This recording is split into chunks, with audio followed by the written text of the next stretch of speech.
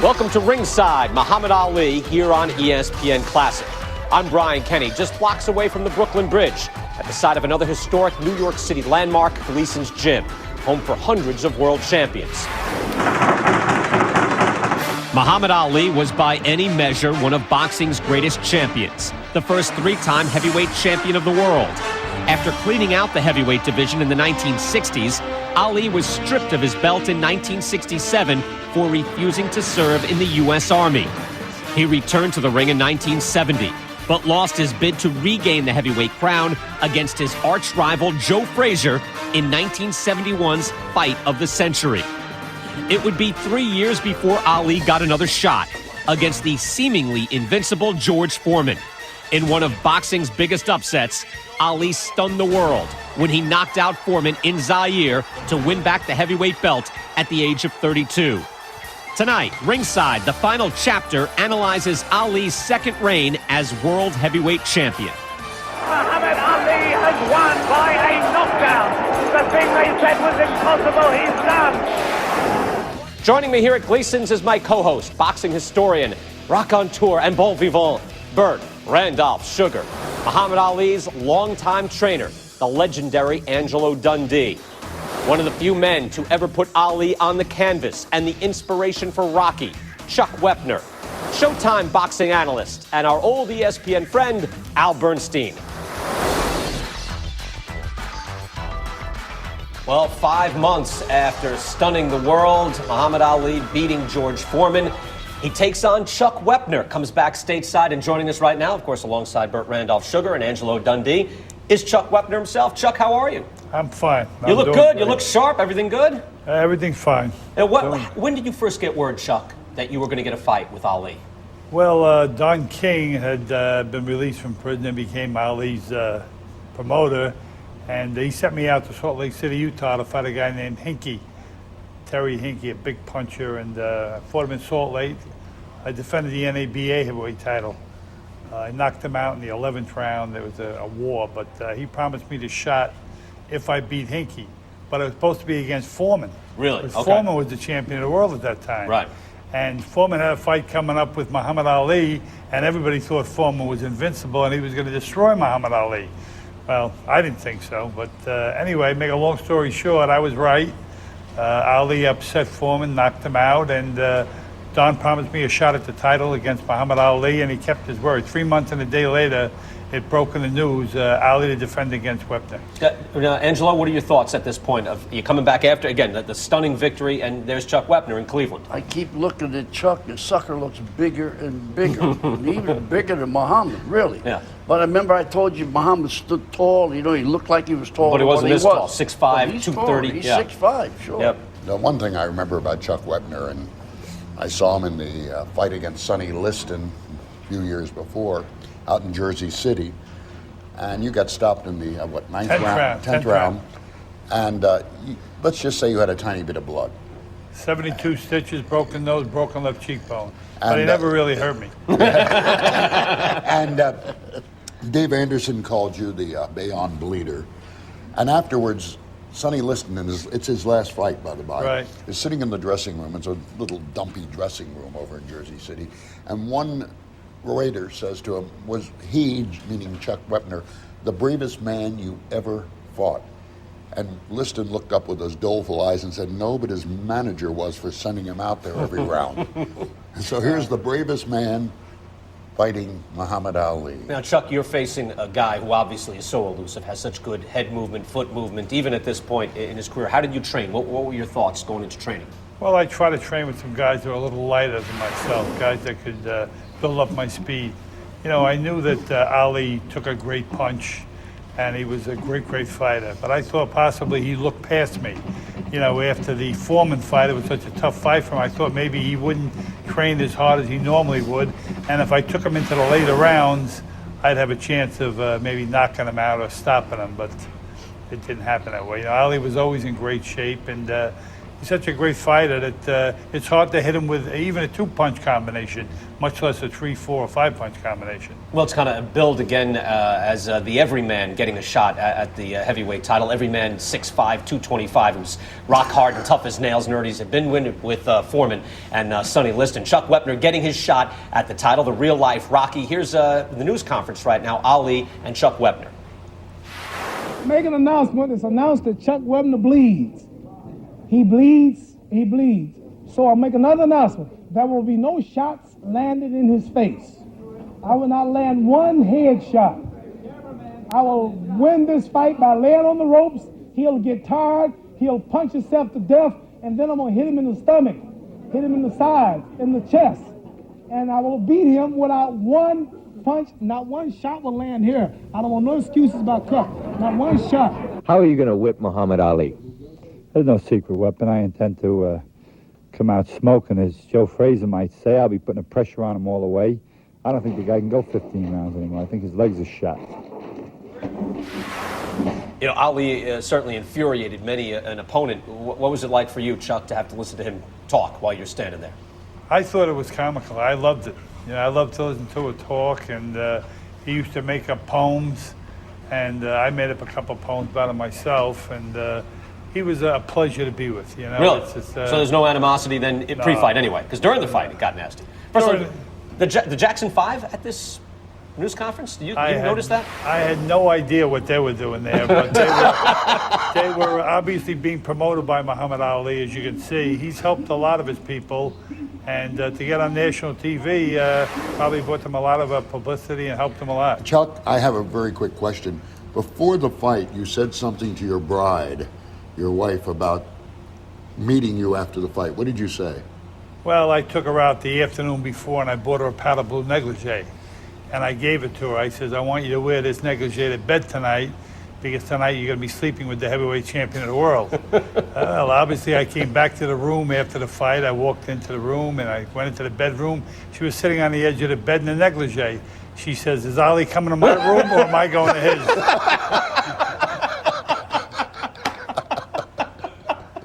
She had a little bit of dry wit.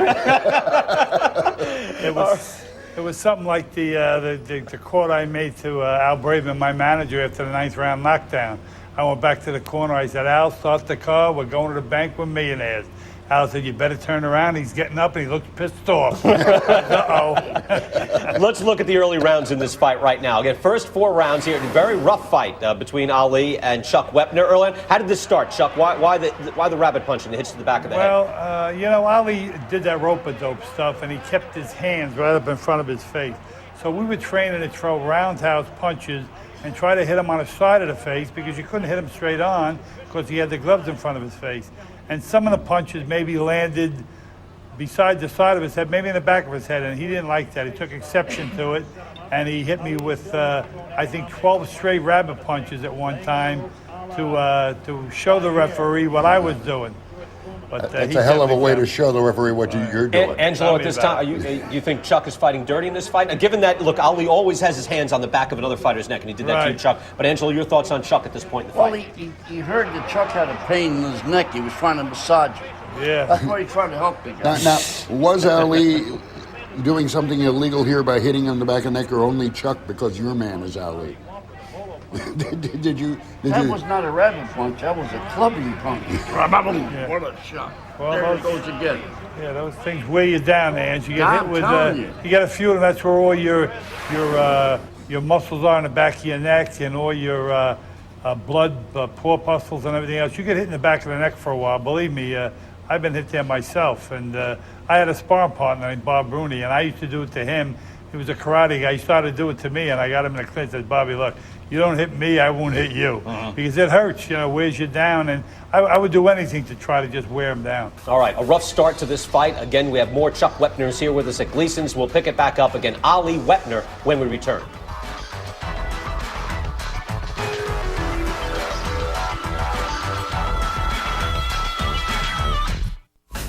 Welcome back to Ringside. Muhammad Ali, the final chapter. On March 24th, 1975, Ali entered the ring for a title defense against Chuck Wepner. The fight was billed as the chance of a lifetime.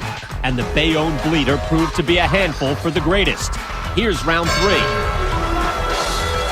Wepner being very awkward looking, but it's not all his fault. He is an awkward fighter. He'll admit that to you, but Ali makes a man look awkward.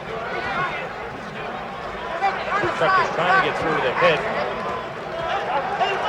Ali hanging on. There he goes, hitting him behind the head again.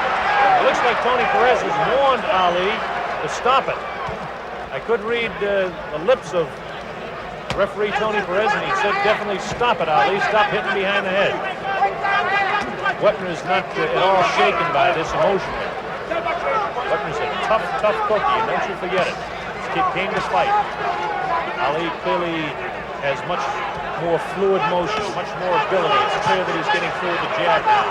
It's clear he won round number 2. It's clear he's ahead in round 3. We're midway through round 3. This is a heavyweight championship fight slated for 15 rounds. And the big question is, can Ali knock out this man? Many people say no. The exhaustion factor, as it was in round 8 in Kinshasa, Zaire, could be the same difference. At this point, although Wepner's been hit a lot, he looks just as fresh as can be. He is red around the face from those jabs of Ali. There's a good combination, another 3-4 punches to the face of Wepner, but Wepner not visibly shaken as he continues to come in. This man does not back up. 4 punches landed that time, a 4-punch combination by Ali. Starts off his left hand by movement to the left. Goes underneath with the right, comes back to the head with the left, and he followed up with the right that time. Wepner is not getting through with these punches. Now Ali pulls him in. Every time Wepner comes close to the back of the ear or the back of the head, Ali bounces him off the back of the head. There's the bell ending round 3.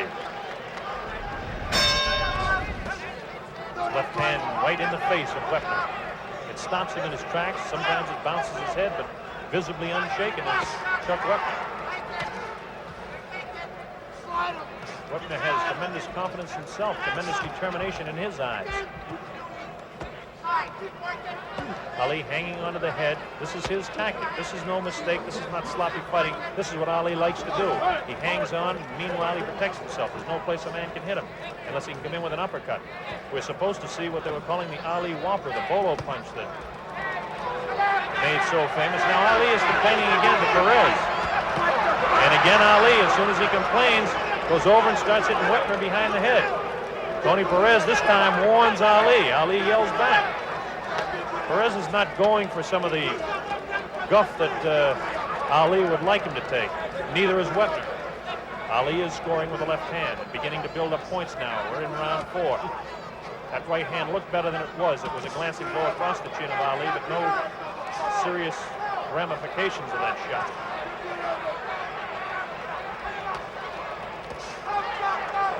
Wepner, awkward, bull, moves in, misses the right hand. Ali misses his own left. Ali likes to pull a big man's head down, put the strain on the neck and lean on him. Ali not looking tired at all. He's in better physical shape than what some of the pre-fight publicity would lead you to believe. There's a good right hand that spun the head around. The bell sounds. Neither fighter, that was nothing dirty there at all, folks.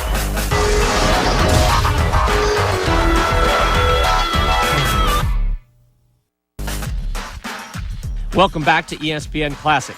Chuck Wepner, Angelo Dundee, and Bert Sugar are standing by ringside for more analysis of Chuck's brawl against Ali. But first, we get back to the 1975 title fight. Colonel Bob Sheridan and Red Fox with the call. Round 5. Heavyweight champion Muhammad Ali, the challenger Chuck Wepner, Bayonne, New Jersey. Ali looking like he's stalking his man, only he's backing up, holding that left hand down and now throwing right hands. In the first round in Kinshasa, Ali threw 3 right hands and snapped the head back to George Foreman and surprised him. Ali fighting with one hand now. Wepner is not psyched by this stuff, not visibly psyched at all. He comes in, he's a tough kid. He's taking punishment, yes, from that left hand of Ali. Ali is building points up. Ali is beating him to the punch. But Wepner is tough. It's a big man, a strong fella. His best punch, by the way, is his right hand, but he hasn't got it off real good yet. Ali definitely his best punch is that left jab that just accumulates punches over a period of rounds. Amazing speed with the left hand. He can deliver it from where it is right now, the hip. You may have missed that right hand that so quickly snapped on the ear, the left ear of Chuck Wepner as Ali was backing up.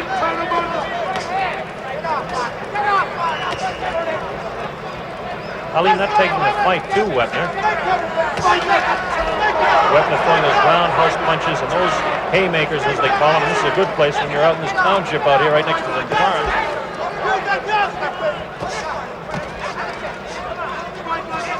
Ali now hitting Wepner at will, making him look awkward, making his punches look ever so much slower. Ali now dances. He hasn't danced since the very opening seconds of the first round. Ali will do this to psych not only his opponents, but referees and judges. The fans love it, of course, to see Ali move like this. Beautiful left jab.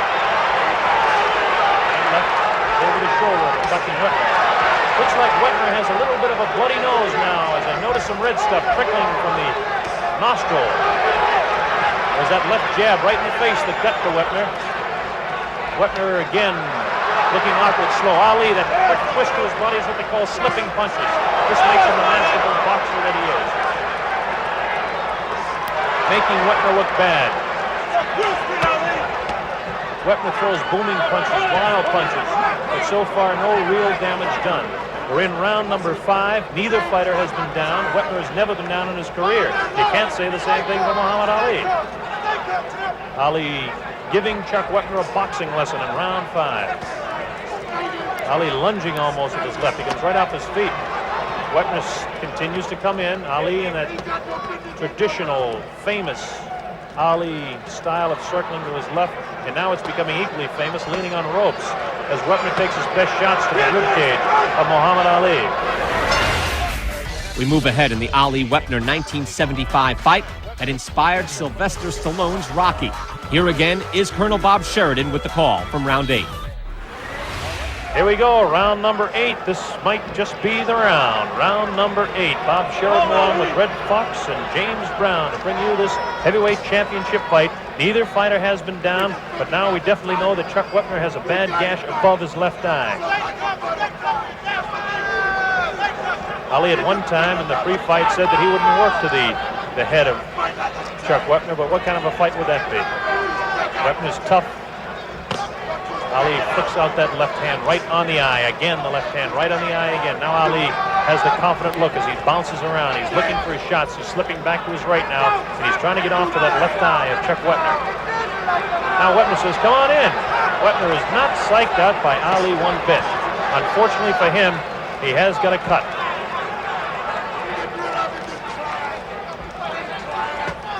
Don't underestimate the courage of Chuck Wepner. Don't underestimate the toughness of Chuck Wepner. Don't underestimate the speed and power and absolute tremendous boxing ability of Muhammad Ali either. Ali dancing around now like he used to when he was a kid. He can't do this for 15 rounds anymore, but against a guy as slow as Wepner, he can do it anytime he wants. Big bouncing circles to the left. Ali now will take a quick shot. All right. Evidently there was some sort of a kick there, and Ali and Wepner made friends over that one. Ali knows he's in command now, James. Very close, very respected there. They're very fantastic people. Wepner tries to come in. Ali doing exactly what he does best. Bring the big guy's head down, put the pressure on his neck, tire the man out. We're in round 8. Neither fighter has been down. Wepner was cut in the 7th round. Pretty open gash. He's got excellent cornermen. Whether they can keep it shut for the next several rounds is the big question now. Wepner wants to get at Ali, and Tony Perez, hang on for a minute, I'll let you at him. In he comes. Ali hanging on.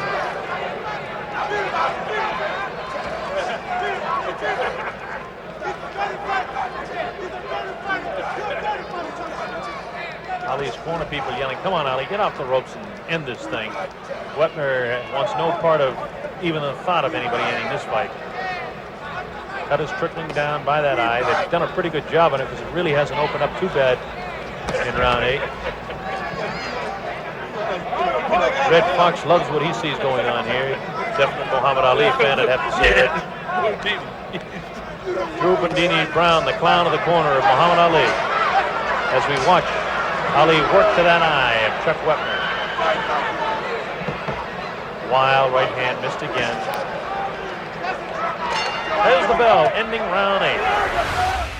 So Chuck Wepner surprised all the experts and fight fans by lasting 8 rounds against Ali. The Bayonne bleeder had more surprises in his gym bag. He was about to land the punch that would send a shockwave around the boxing world. We'll have all the stunning round 9 action, plus more analysis and anecdotes from Chuck himself when we return. This is Ringside, Muhammad Ali on ESPN Classic.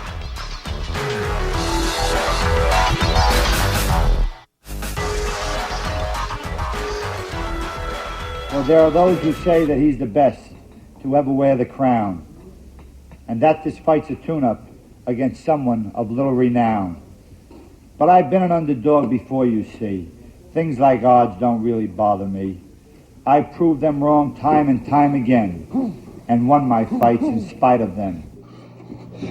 All right, there's Chuck Wepner again. Let's pick it back up. Chuck Wepner getting his shot at the title and has his moment of glory here in round 9. Yep. Seems Ali don't know karate, but he sure knows the razor. That's it. He's got razor slashing ability with that left hand, and he continues to work to the eye of Chuck Wepner in round number 9, the early moments. Neither fighter down. Neither fighter really hurt, except for the fact that we do have that cut opened up over the eye of Chuck Wepner. It's right across his eyebrow. It was back a little bit further towards the corner. It could hang down in his eye and really close it up. His eye is puffy all around his eye, above and below it, but it's not shut yet. As long as it stays open, this fight will continue, and Ali will continue to give him a boxing lesson. Wepner comes in. Ali still has only thrown about 3 or 4 combinations in the entire fight. Wepner just can't get through the way Ali knows how to protect himself, and Ali will give him his ribs. Ali can take his best shots. Wepner has a glazed look in his eye, like he's beginning to tire, and dragging his right foot behind him a little bit as Ali continues to bounce around a little bit.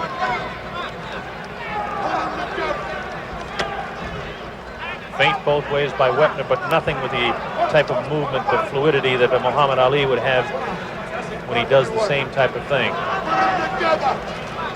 Beginning to see the blood spurting across the eye of Chuck Wepner. Wepner turning his head away from Ali now when he flicks that left in his face.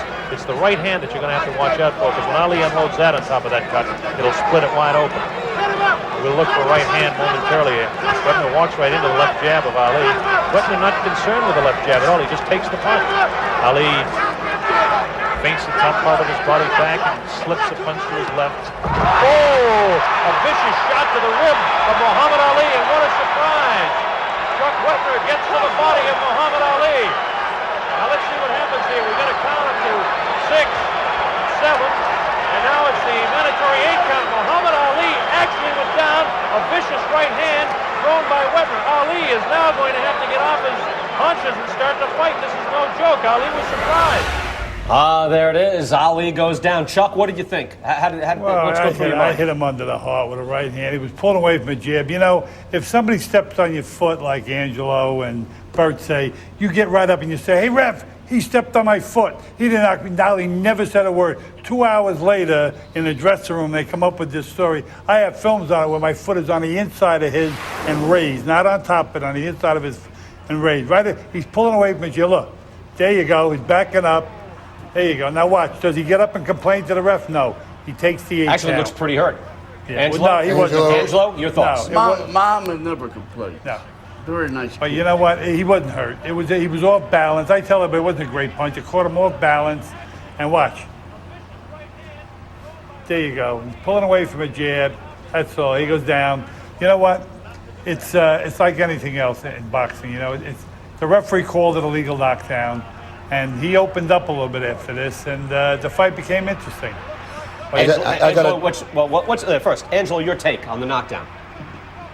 Taking a knockdown, he was surprised as much as Chuck was when he threw the shot. But you don't see his foot on his foot, though. It looks like he was stepping back. Yeah. You nailed him with the body shot. Well, I also think that Chuck became a part of boxing trivia, which is one of my favorites. Who are the 2 men who knocked down Muhammad Ali? Chuck Wepner and Joe Frazier. Sonny Banks and Henry Cooper knocked down Cassius Clay. Right. So he's part of boxing trivia. For that matter, I saw it on another trivia program, who's the only man to have Muhammad Ali down when he was champion of the world, Chuck Wepner. That was when he was champion, because the other two knockdowns, and Sonny Banks, he was a challenger. He wasn't yet the champion of the world. And Fraser, he was not champion. Yeah, he wasn't champion. He was fighting Fraser. See, Fraser was the champion. We're getting this down to a finite where every trivia answer is Chuck Wepner. Yeah, that's the way I planned Everyone. What do you think, I'm a dope? I've been planning this for months. Every question. You might as well. Did you think you had a shot at this point, Chuck? What were your thoughts? I thought he was tiring a little bit, but, he just seemed to, after the knockdown, he seemed to rev it up. And, he was just, I was right about him. He was just so great. And, he might have been the greatest heavyweight that ever lived. He just, when he had to have it, he sucked it up and he had it. All right, there's round 9, again, the one where Ali goes down from the shot by Chuck Wepner. Let's go round 10, Ali Wepner. The playback, yes, the playback is what we need. Here we go, round number 10. Muhammad Ali will come out. You'll watch him go to work in this round now because he doesn't like the fact that he was set on the canvas. Ali will definitely go to work here. He's not happy with the fact, and Angelo Dundee was absolutely screaming at him. We're in round 10. Ali was down in round 9. Ali will definitely pick up the pace now. He does not like the humiliation of being down on the canvas. Wepner put him down. Who would have believed that? Wepner is cut, though. Don't forget, back in the 7th round, Ali opened up a gash over the left eye of Chuck Wepner. The biggest surprise to this fight, 2 big surprises, that it's in the 10th round and that Muhammad Ali was down in the 9th round.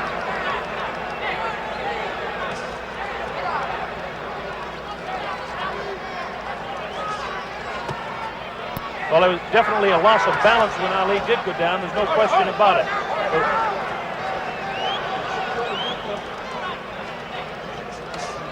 Ali hitting Wepner pretty much at will, though, now. Ali is much more serious. You can see that determination in his eye.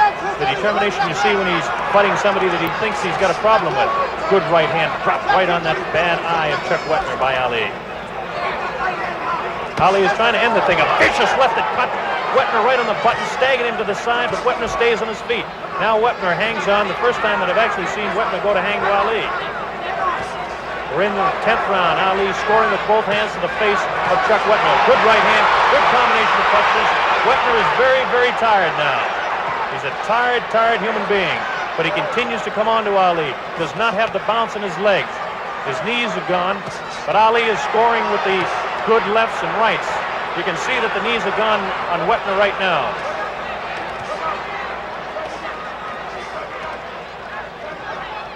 Wepner is game, but Ali is vicious with that left hand. And if he can drop that right like he just did that time, it's going to be a real tough thing for Wepner to do anything here.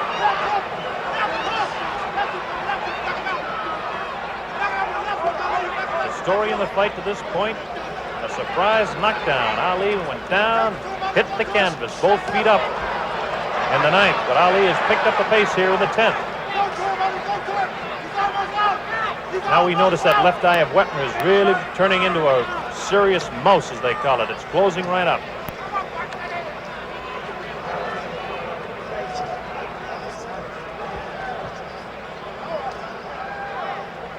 A lot of people around the world didn't expect this fight to go beyond 4, 5, or 6. Nobody expected Ali to hit the canvas in this fight. Everybody expected Wepner to get cut, and he is cut.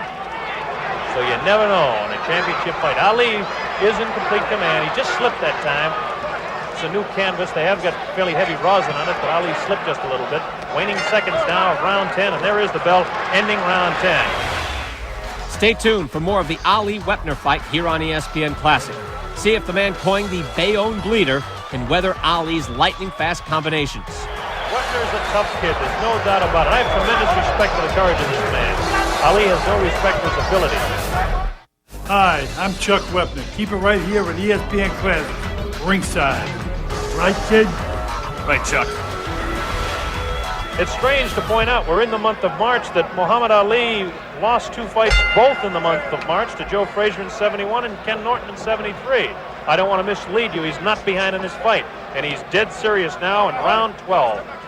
Scheduled for 15, the heavyweight championship of the world at stake. Muhammad Ali is out in front of the fight clearly, but he has been knocked down.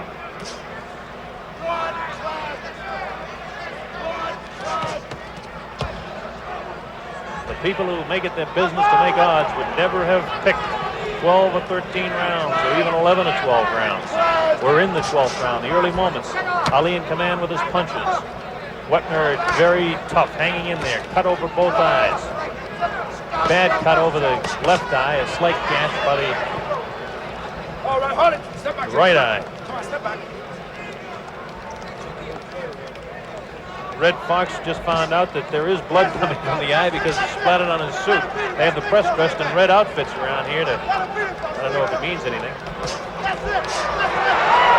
Ali looked awkward that time, and Wepner holds his arms out and says, "Go on, champ, is that the best you can do?" Wepner's a tough kid, there's no doubt about it. I have tremendous respect for the courage of this man. Ali has no respect for his ability. There's a speck of blood on Ali's cheek, but I'm sure it's from Wepner.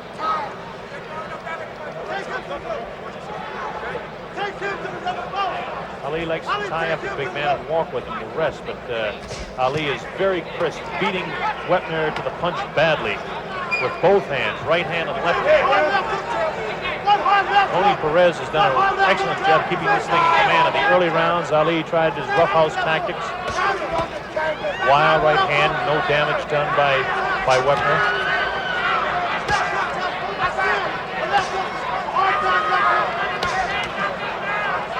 Wepner continues to throw his roundhouse punches, has not scored to the face of Ali at all.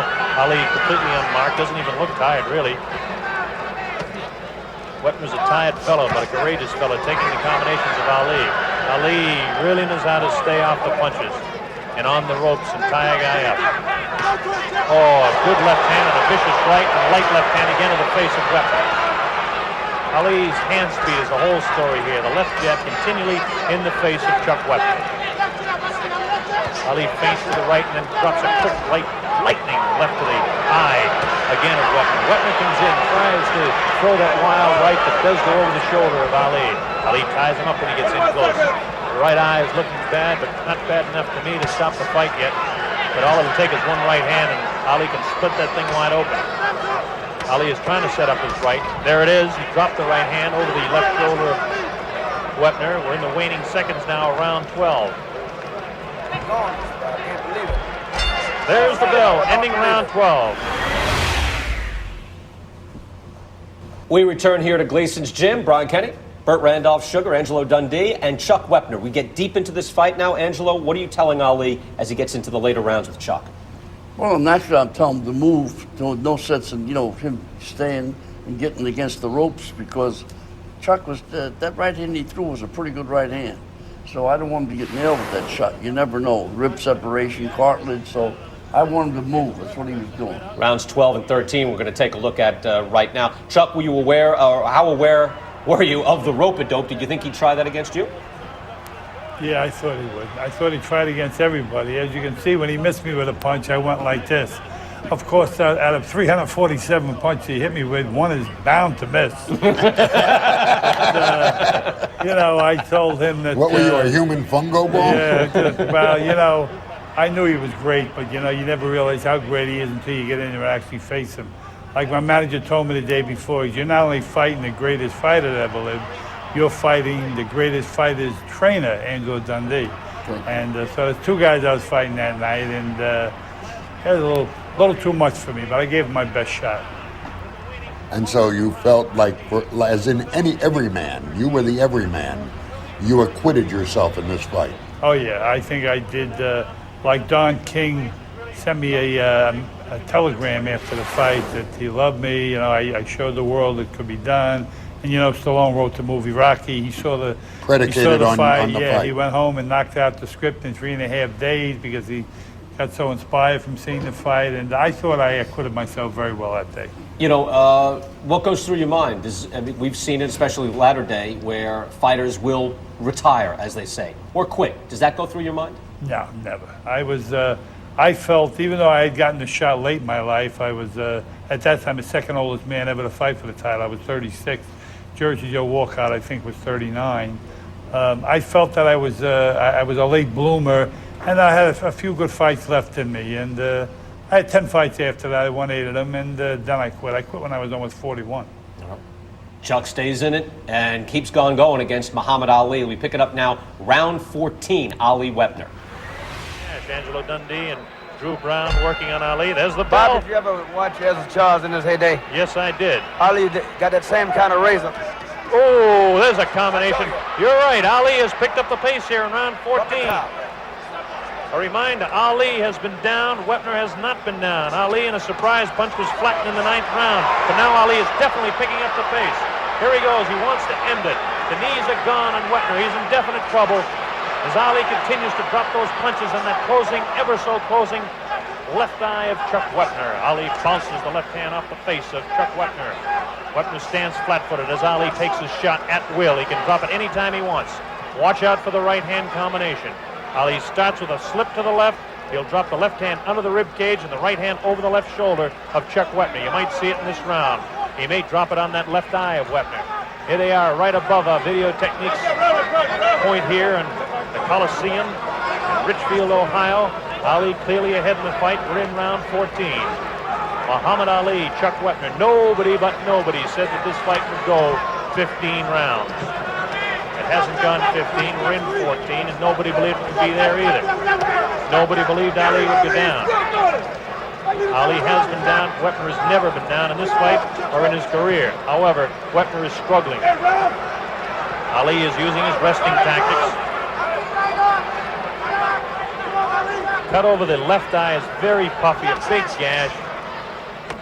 Not a lot of blood coming out, much to the credit of Al Braverman, Patty Flood, people in the corner of very courageous Chuck Wepner. Tough kid. Tries to deliver a blow back to the heart of Ali, but that time it didn't do the damage.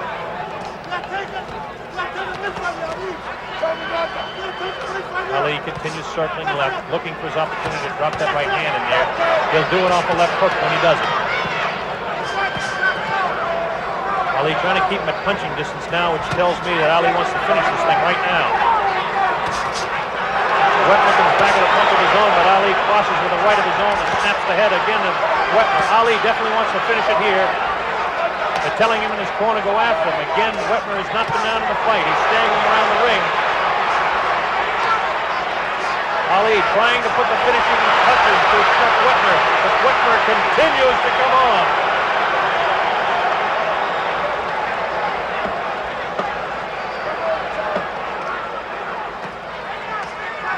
Muhammad Ali has been able to hit Chuck Wepner at will throughout the fight. He picked up the pace, and now Ali is resting up against the ropes again. It's beginning to look like this fight is going to go through 15 rounds. We're in the waning seconds now of round number 14, and Ali cut Wepner with a vicious left. Wepner missing punches, Ali scoring punches. Right hand to the ear, a good combination of punches. Again, the flurry ending round 14. Wepner has gashes from both eyes. I just thought that Ali would serve him on a silver platter, but I get faith just turn it around, and I'm pretty sure it won't go no further. One thing about it, he went out from the beginning of the round like I thought it would. Ali started taking care of business from the very beginning. You're right. Watch this now, Red and James. We'll watch Ali scoring with that real good left hand that just catches Wepner off balance. Wepner is so tired and so frustrated by the lack of ability to hit Ali, and then Ali comes right back with a right hand that just catches him so hard. That left did a lot of damage because it hit the eye, although it didn't look as vicious as the right hand.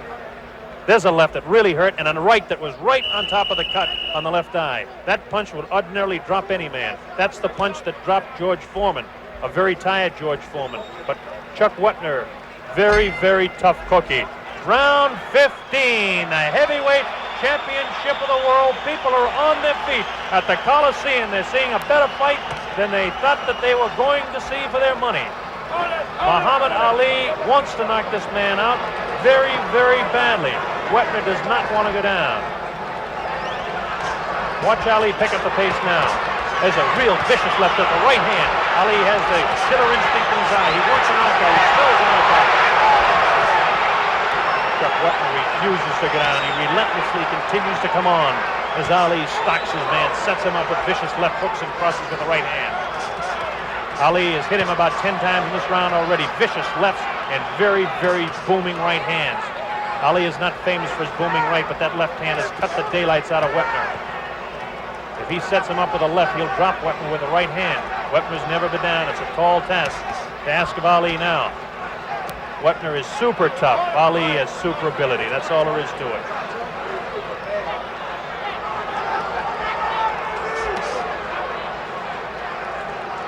Ali wants a knockout. He wants to knock him out so bad. Real tough left shot to the body of Wepner, trying to set him up. Ali is continuing to circle to his left. He'll take a quick shuffle step back to his right when he goes after the knockout. And then he'll drop that right hand over the left shoulder. But this time, Wepner comes back with a glancing blow that looked like it spun the head of Muhammad Ali, but Ali rolls with his punches oh so well. Tremendous, tremendous fighter is Muhammad Ali. You can't say enough about the courage of Chuck Wepner. Ali ties him up on the ropes. Wepner continuing to throw punches. Wepner has the look of a beaten man. His knees are gone. His face is bruised. Ali is perfectly spotless. But Ali cannot drop this man. He'll try and catch him off balance if he can, and if he'll do it, he'll drop it. He hasn't been able to do it to this point. Ali knows he's in command. He knows he's in the lead. And again, Ali was knocked down in the 9th round. Since then, it's been no joking around for Muhammad Ali. He has tried to drop Wepner. There's a good combination. Wepner's ready to go. He's ready to go. Ali comes on. Wepner's staggering. He's out on his feet right now. There's the combination. Ali has his man in trouble. Wepner attempting to hang on viciously. He's trying to hang on. He's out on his feet. Ali puts him. A right hand off the left hook. Drops Chuck Wepner. The count is up to 4, up to 5, 6, 7, 8. The referee stops the fight. It'll be scored as a technical knockout. Muhammad Ali retains the heavyweight.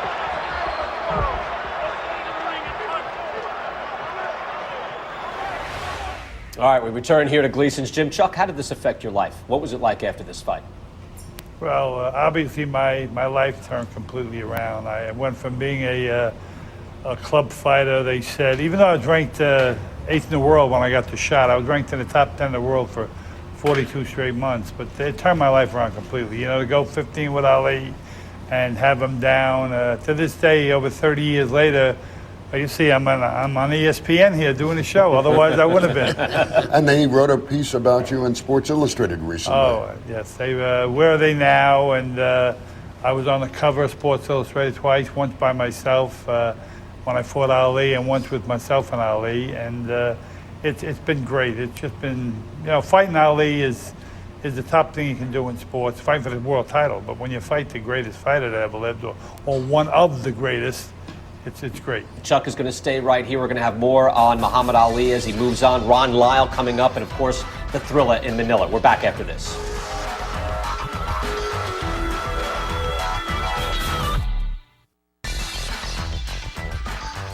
We're ringside here at Gleason's gym, and only 2 months after going deep into the fight with Chuck Wepner, Muhammad Ali takes on Ron Lyle. And Ron Lyle, Bert, coming off a loss to Jimmy Young, who could make anybody, particularly heavy hitters like Ron Lyle, look, as you will, clumsy or set him off. But Ron Lyle has a more interesting story. Just a few years before, as an inmate at a Colorado State penitentiary, he'd been in a knife fight. Severely injured, on the operating table, pronounced dead. Came back to life, and here's what you get, a tremendous puncher. Angelo, how did this fight come about? I think the fight belonged because Ron Lyle made a little noise. He was beating people. Big guy, big as Chuck. He's around 6'5". And a heavy puncher. And a banger, heavy puncher. In fact, I think he had a fight where they knocked each other down a lot. He would, yes. He would. Yes. He would go on. He was a good opponent. This man could punch. There was no doubt about it. And he, as you will see, he landed a few on Ali. This was no walkthrough. It was no picnic. Chuck, with this, again, coming right off your fight, what were your thoughts on Lyle? You think Lyle have a shot at Muhammad Ali? Anytime you fight a puncher like Ron Lyle, you're going to have a shot. You know, Ali was doing a lot of that rope-a-dope in those days. You know, letting guys hit him, letting them wear out themselves, and you can't do it with guys like Foreman and Lyle. Although he did, but you know, as we all know now, it did catch up to him in later life. But Ron Lyle could knock anybody out, so Ron Lyle always had a chance. All right, here's yet another memorable exchange with Howard Cosell and Muhammad Ali. This is, again, just before the fight with Ron Lyle. How do you plan to fight the fight, champ? Well, I plan to fight my new style, Howard. I want to announce here now the new style about landing a rope sometime and let my man punch himself out. It is called the rope-a-dope. The rope-a-dope. Rope-a-dope. Obviously, the champion enters tonight's fray, shaken, with a full loss of confidence. Shaken? Good luck. You be there. We will And after the man rang the bell, I'm going to jump on the rope and slap Cosell. Well, how do we not have yellow ESPN blazers like that? That'd be nice to wear one of those, wouldn't it? It would. what happened to the pants to that suit? Wasn't rope-a-dope really wasn't in Zaire, or was it coined there and it just led to this fight, or did it really come about the name at that point? I think Zaire, but nobody knew he was going to do it, including me. So that this officially became the name. This was the label at this point. He made the label. He made labels he would call his punches anchor punches as he did against Liston. Step and fetching. Step and fetching gave him the anchor punch. The rope-a-dope, he called his opponents' names. Muhammad Ali had his own dictionary he just walked around with. Here we go. This is we made all the names, though. It was a combined effort. I mean, Washerwoom was Chevalo. Right. What would Wepner's name have been? He didn't give me a name. Look how big he is. I wouldn't give him a name. That's why he's sitting next to you. Let's get to this fight right now. Let's pick it up. Round number 3 again. Ali against Ron Lyle. And action in round 3 begins. So Lyle, by Pacheco's own admission, has been successful in not falling for the, quote, rope-a-dope, unquote. Ali is talking to Lyle, taunting him.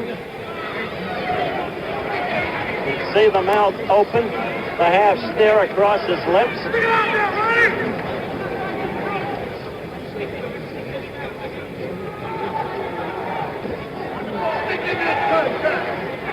I have wondered about Lyle's concentration in his preparation for this fight. We have openly talked about, as you know, if you've been with us from the top of the program, the sordid nature of his background, the jail term and all the rest. Now he faces new felony charges with a hearing coming up on May 20th. His wife having alleged that he fired a pistol at her. Fortunately missed. But that's the allegation, and of course the hearing will take place under due process on the 20th of May.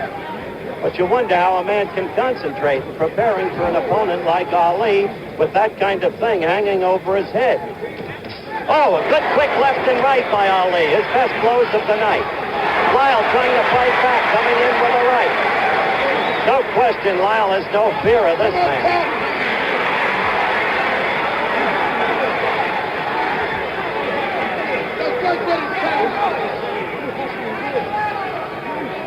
Third round action. Live to your homes from the Las Vegas Convention Center. Ali defending against Ron Lyle, the heavyweight crown. Ali has been talking to him steadily from the start of the fight.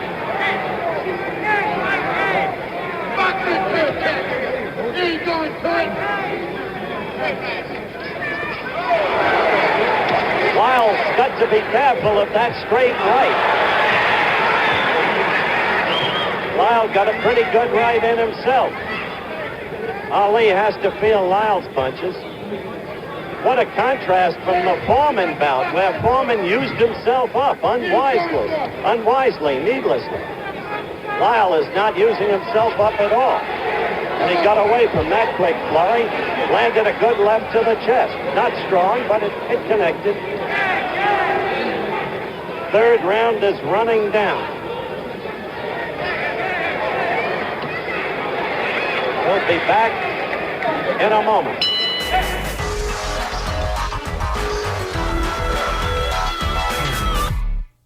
Welcome back to Gleason's Gym. I'm Brian Kenny, and you're watching the 1975 Muhammad Ali-Ron Lyle heavyweight title fight from Las Vegas, Nevada, here on ringside. This is the 33-year-old Ali's second title defense after regaining the title in 1974 with a stunning victory over George Foreman in Zaire. For 4 rounds of the Lyle fight, Ali employed the rope-a-dope strategy that was so successful against Foreman. The champion covered up and held back, hoping that Lyle would wear himself out, a la Foreman, but Lyle was patient and stuck to his plan, always picking his spots to attack Ali and making the champ come out in the middle of the ring when he laid back out on the ropes too long. The Las Vegas crowd booed the lackluster action in the early going, and Howard Cosell even said Ali had nothing, that the event was an exercise in dullness.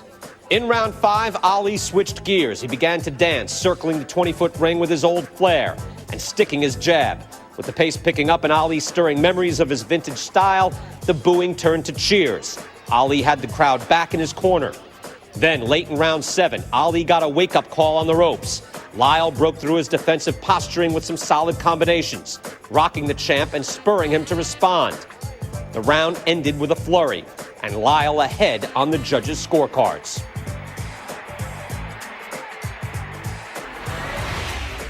So let's head back to the Las Vegas Convention Center for round 8. Ali had boasted that Lyle would not last past the 8th round in the build-up to the fight, and Ali's pride was such that he always took his predictions seriously. He came out in the 8th round looking to finish Lyle off. Here's how the action unfolded on ABC Sports.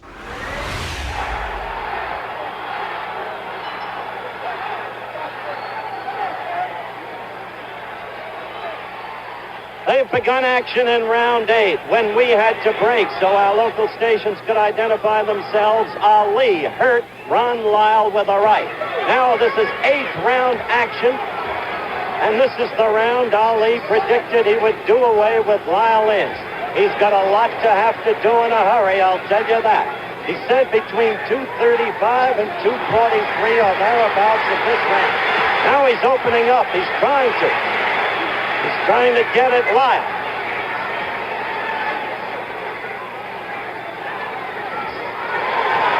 Lyle is a powerful man, can take a punch. When Jerry Quarry beat him, he hit him with everything he had, and Quarry could punch, I'll say that. And he said, I got tired of looking at the guy still coming at me. Ali is scoring much better, though, in this round.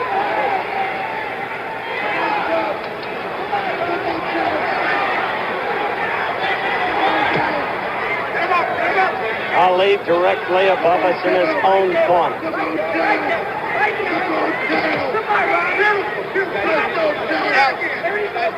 We're going to run this clock the whole round because of the prediction. Ali got to Lyle in.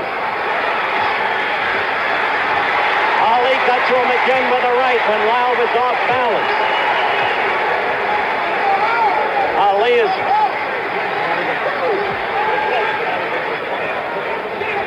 It's an amazing thing to look at these two men now in the 8th round physically. We're in the countdown of the round. Ali's legs are not even perspiring. Lyle's up full of sweat.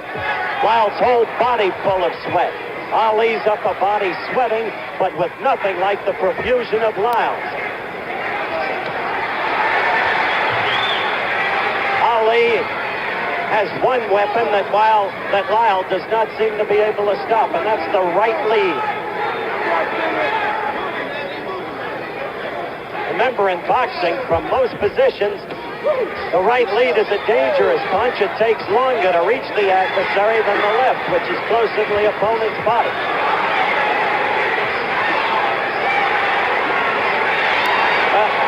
He is not going to knock Ron Lyle out as predicted.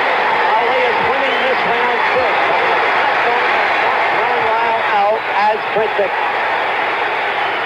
And the crowd knows it. They're reacting. A big round for Muhammad Ali, no question about it. We're going to have to break for a commercial after this round, and we'll be back in a moment.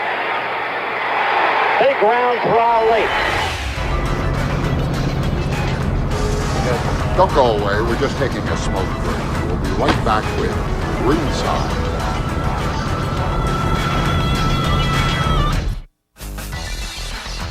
This is Ringside, Muhammad Ali, with special guest commentary from Bert Sugar, Angelo Dundee, and Chuck Wepner.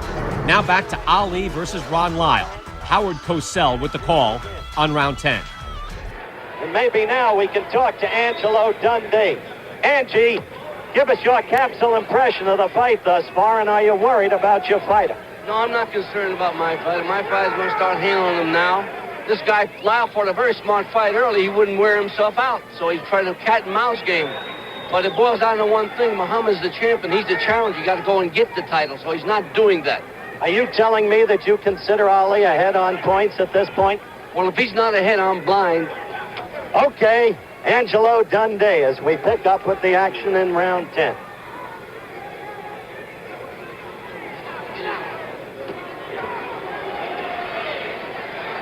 Angie, of course, vouchsafed what we said earlier, that this was a tactical fight, shrewdly constructed by Chicky Ferrara in Ron Lyle's corner. Ron has been following instructions. Oh, a right got into Ali, the side of Ali's head then.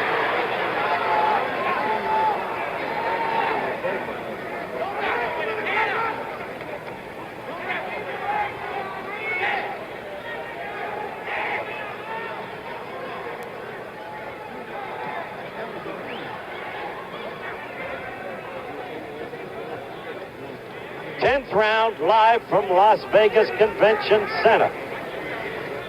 Ali against Lyle.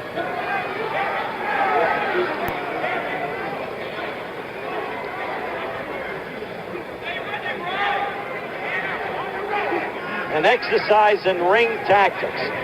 And who knows, maybe Angie is right. It's got to be called a close fight. And Lyle, for most rounds, was the aggressor. Though Ali did dance in the 5th and 6th, score with effectiveness, and had a big round in the 8th. No knockdowns, of course. I must say, although Ali continues to talk to Lyle, he's talking to him right now, he is doing nothing, and he seems tired too. At 224.5, he's still talking to Lyle. Lyle has paid no attention to him. He has not been able to beat Lyle. Lyle has not lost his composure.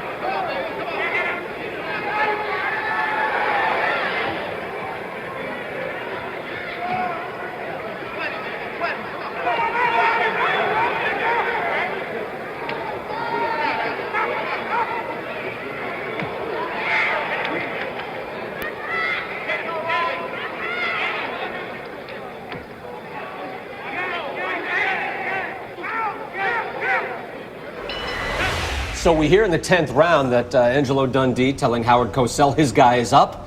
Did you think your guy was up at that point, Angelo? I thought he was. Well, like I told you before, you're a biased bum when you're working with a fighter. You can't help it. Everything my fighter does is magnificent. Everything the other guy does is nothing. No, you were even saying to Chuck, the alternating rabbit punches, Yeah. his were illegal, your guys were legal. Naturally. I got a clean fighter. Where was this fight at this point, Bert? Again, two judges, I believe, had Lyle ahead. I thought it was very close. I had it even, but it was very close. And Ali was in for a tough fight because Ron Lyle was, as I said, no walk in the park. Real power, Chuck, from Lyle. Talk about his power.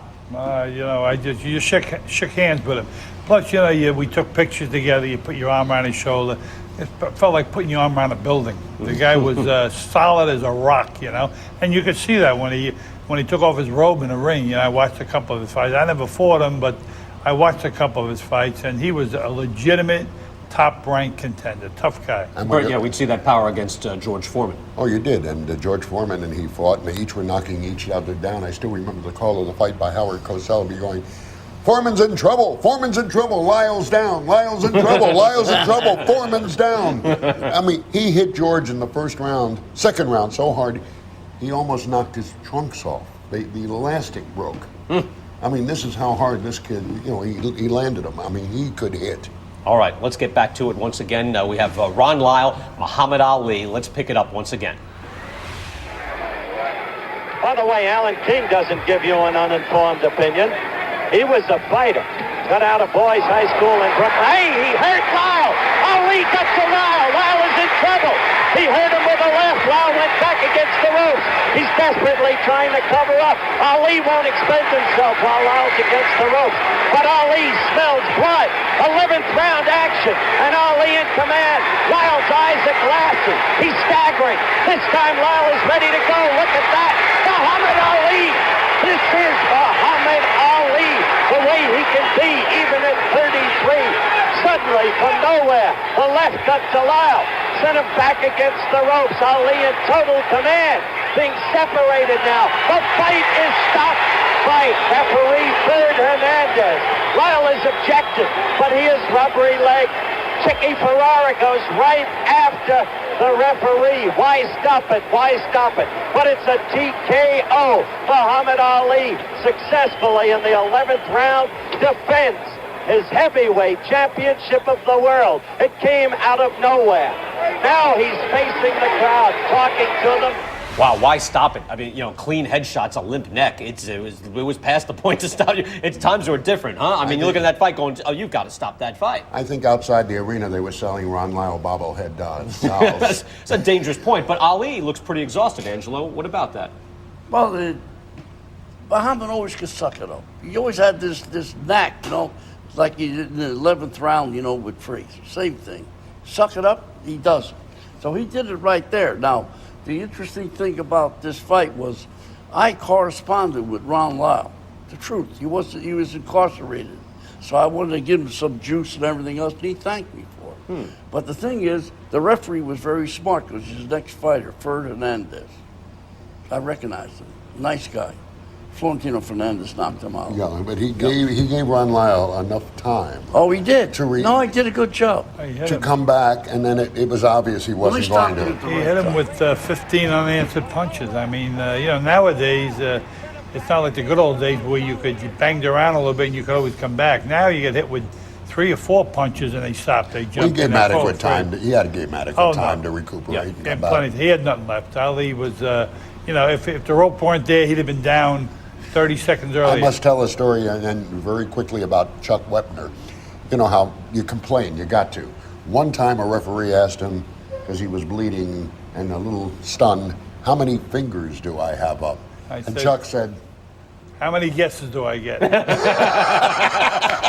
That was in the Sonny Liston fight. As a matter of fact, my manager, Al Braven, had his hand on my back. I couldn't see his hand. Then he tapped me 3 times. And I said, three fingers. And the referee said, okay, you can come on out. but you got to complain. You've got to. That's why he was complaining. All right. Chuck, thanks again. Well, after the Lyle fight, Muhammad Ali took his show back out on the road, this time heading to Southeast Asia. He fought Britain's Joe Bugner in Kuala Lumpur and then Joe Frazier in the Philippines. Next on ESPN Classics Ringside Marathon, we'll have the epic finale of the Ali Frazier trilogy of fights, one of the most brutal and bitter in boxing's history. We'll have the Thrilla in Manila. The first time he gets right in my face, maybe the first minute. The first minute I can see a good hook and a right cross. Yeah. It's all over. Fight might not go 2 minutes. All right, welcome back to Gleason's Gym as we turn our attention to one of the most brutal heavyweight fights ever, the Thrilla in Manila. It was September 30th, 1975. No one who saw the fight has ever forgotten it. Muhammad Ali and Joe Frazier after they had split their first 2 fights. Now, of course, the contest in 1971 was the fight, or the fight of the century, when Smokin' Joe retained his world title at Ali's expense at Madison Square Garden. Their second fight, 1974, also at the Garden. A non-title bout, though, that was won by Ali. 9 months after beating Joe Frazier, Muhammad Ali regained the heavyweight title with his stunning upset of George Foreman in Zaire. All right, let's pick it up right now. The third fight. How did this happen in Manila? What happened, Bert? What happened very simply is that Ali had just retired after the Bugner fight, or so he said. And as you know, Ali made more comebacks than Frank Sinatra. So he's in his hotel room watching Joe Frazier, who now is going downhill. He's not. His career is descended. I mean, George Foreman, et cetera, I can beat him. I want him. Let's go. He thought he was getting a tired and retired Joe Frazier. Angela, what are the thoughts right now as far as Joe Frazier? Where did you think he was at? What did you think he had left in the tank? Well, he wanted it. That's the key. And what he had left in the tank was plenty.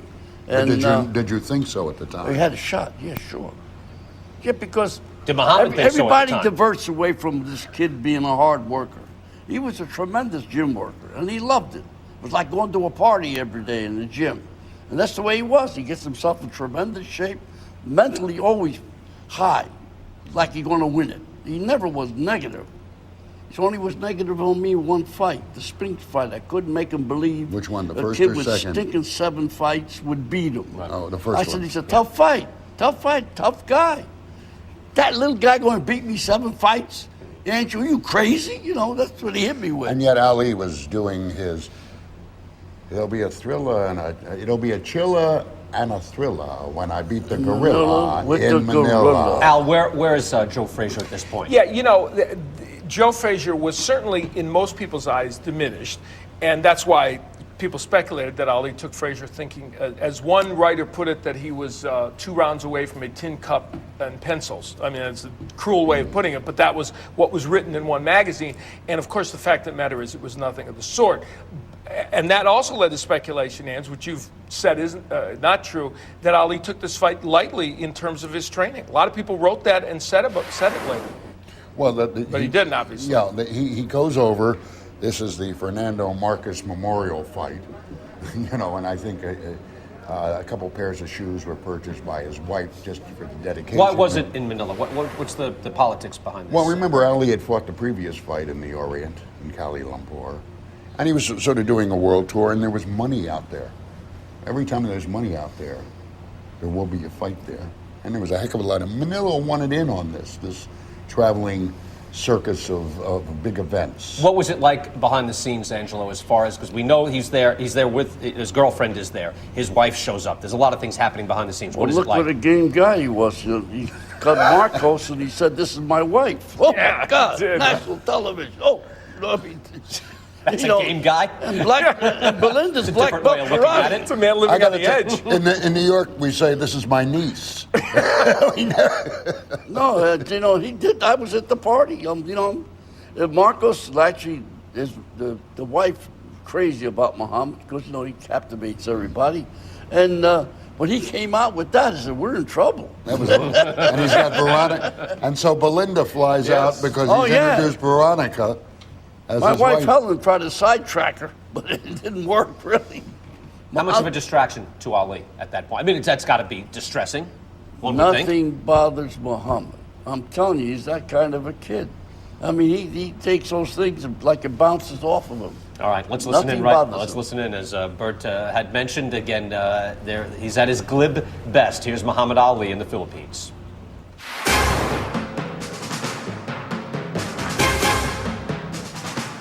It will be a killer and a chiller and a thriller when I get the gorilla in Manila. Come on, gorilla, we in Manila. He knew that I was tough. He couldn't frighten me with his words. So he went with another tactic of calling me a Tom. And then from Tom, I was ugly. He's so ugly, his face should be donated to the Bureau of Wildlife. Al, what's your take on the animosity between the two? And Frazier treated cruelly. Yeah, I mean, I believe that when the final history of this is written, that for the most part, Muhammad Ali will be taken to task somewhat for the fact that he probably went over the line. I believe he did. Truthfully, I believe he did go over the line with Joe Frazier, and whether he did it intentionally, whether it was just a byproduct of what he said that made Joe Frazier angry, some of the things that were said, I personally think went a little bit too far. Let's Angela. Well, guys weren't used to Muhammad, doing those kind of things because we would do it in the gym workout and we say, "Oh, Angelo, that's Joe Frazier. Excuse me, ma'am." That kind of stuff. And we would do it out of the top of our head. We had all those kind of little things, gimmicks, and like I said, it was a party at the gymnasium. But when you say it to his face, and granted they wrestled a couple of times as they did on Cosell's show. Yeah, but let me straighten you out with that, okay? What happened there, Joe Frazier was going to hit Rudy because he was on the sideline, and Muhammad say something to him. That's right. So he's edging up to Joe Frazier. Joe Frazier's balling his fist. He's going to nail him. So Muhammad grabbed him so he wouldn't get his brother hit. What's your take, though, Angelo, on what the two had to say to each other? And Ali taunting and being cruel to Joe Frazier. I mean, and saying gorilla, which is not exactly... No, that's not nice, yeah. I mean, okay, so you do accept that. Was part of it to get under his skin? Or it's was like it somebody just calling me Mussolini. It wouldn't be nice, you know what I mean? What's the difference? I wouldn't do that to you. No, but believe me, it's a one-sided hate. Muhammad don't hate anybody. Know what I mean? And he did it. He was having fun, really. Somebody handed him a gorilla, so he invented it with the gorilla. But I don't think he had any malice. I mean, but Joe does. Joe bears. Joe, I know. Well, Joe bears hurt. Joe's from South Philly, and he's a tough sucker. You know what I mean? I'm a Philadelphian too, but we get away with it. But Joe really, I don't blame him. What the heck? You're only human. Yeah. Came out in the ring as well. Let's pick it up. Round number 1, the Thriller in Manila. Wearing light blue trunks with white stripes, from Philadelphia, Pennsylvania, USA, the challenger and former heavyweight champion of the world, Joe Frazier.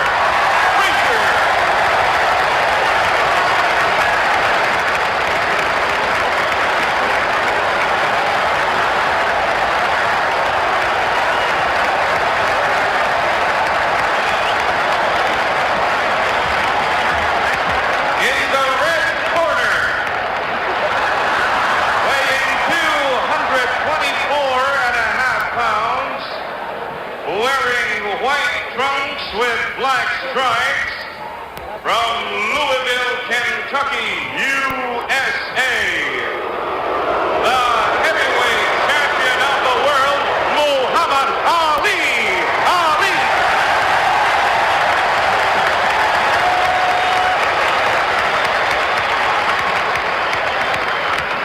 Judges, Colonel Alfredo Piazon and Larry Nadayag.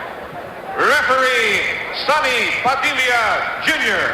15 rounds for the heavyweight championship of the world.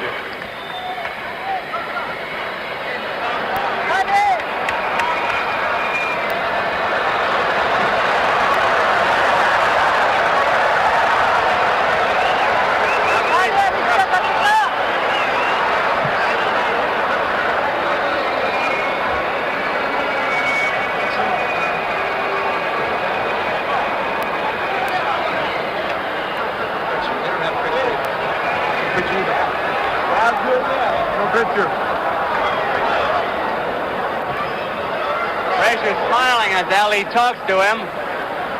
It's 15 rounds. The ring is 21 by 21, a rather large ring. Which is beneficial for Ali.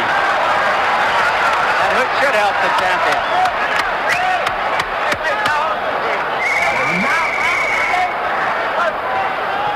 It's 15 rounds, and here is round 1.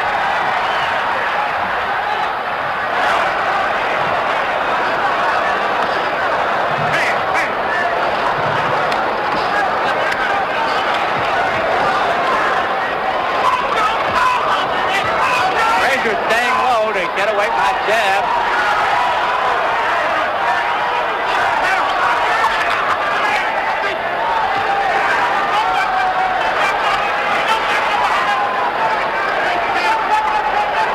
Frazier smiling.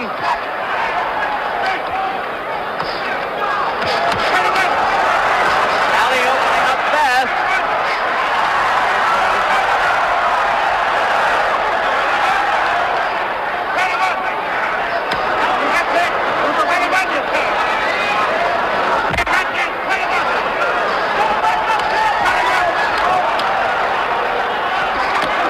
To work the body.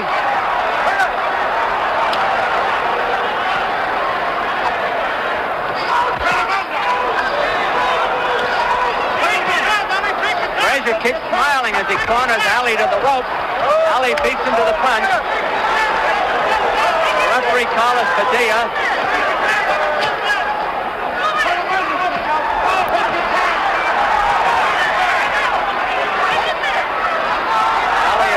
Doesn't want to get trapped on the rope.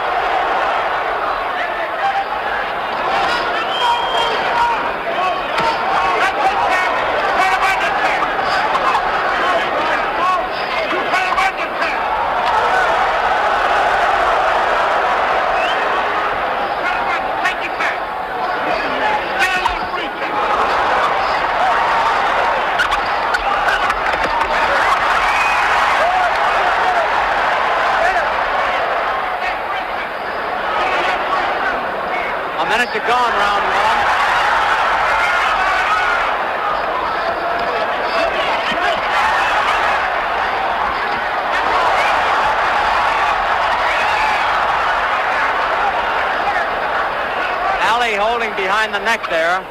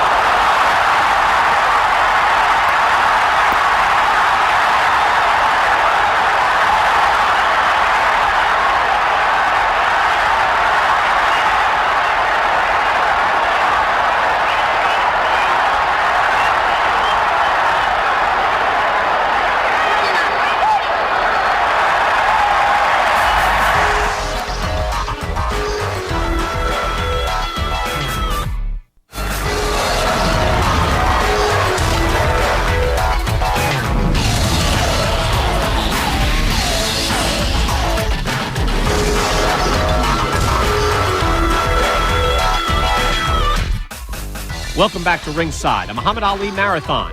Classic takes you back to the Thrilla in Manila for round 2 of Ali Frazier 3. We're waiting for round 2. That was a big round for Muhammad Ali. No question about it. But Frazier always loses the first round.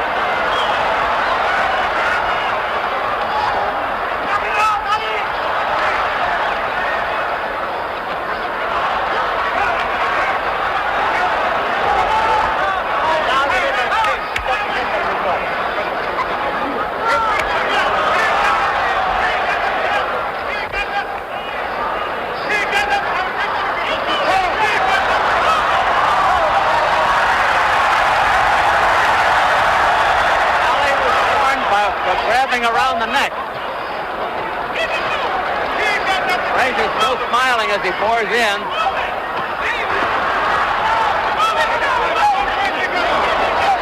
Frazier working the body, Ali working the head.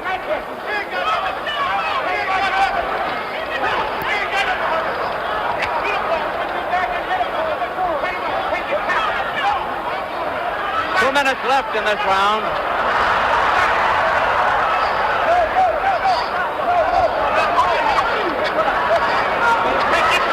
Sending him off.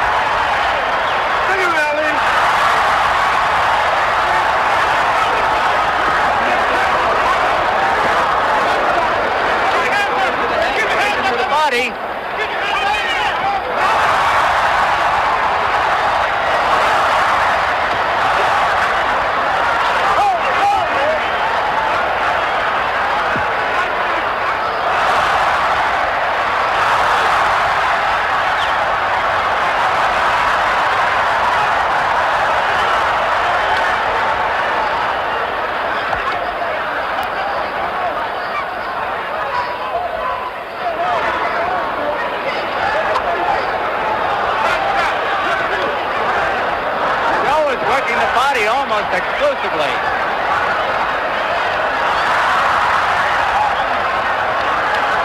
Ali holding around the neck again.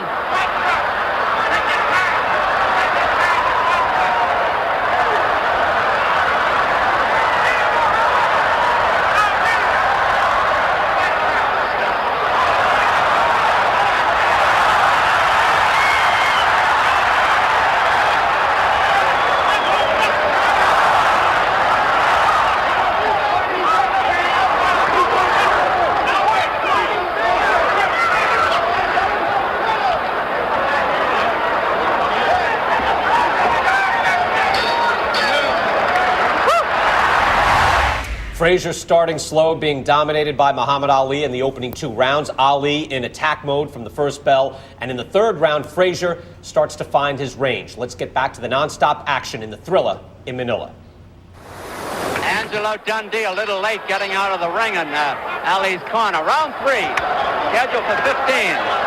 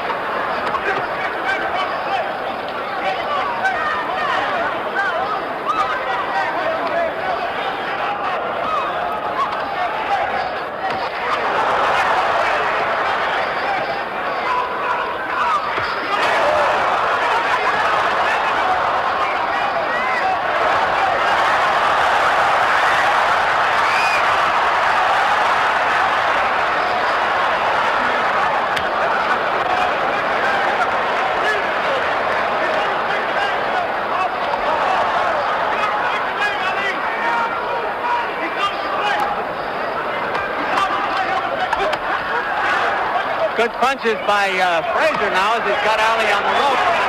Ali with the rope-a-dope.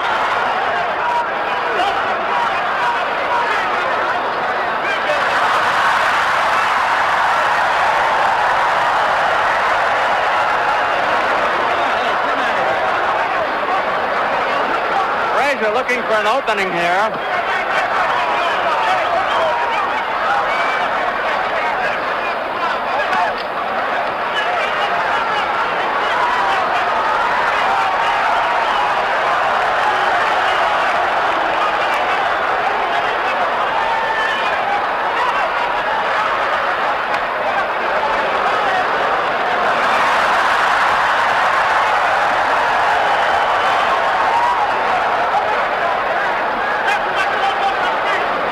Almost a replica of Ali and Foreman last year.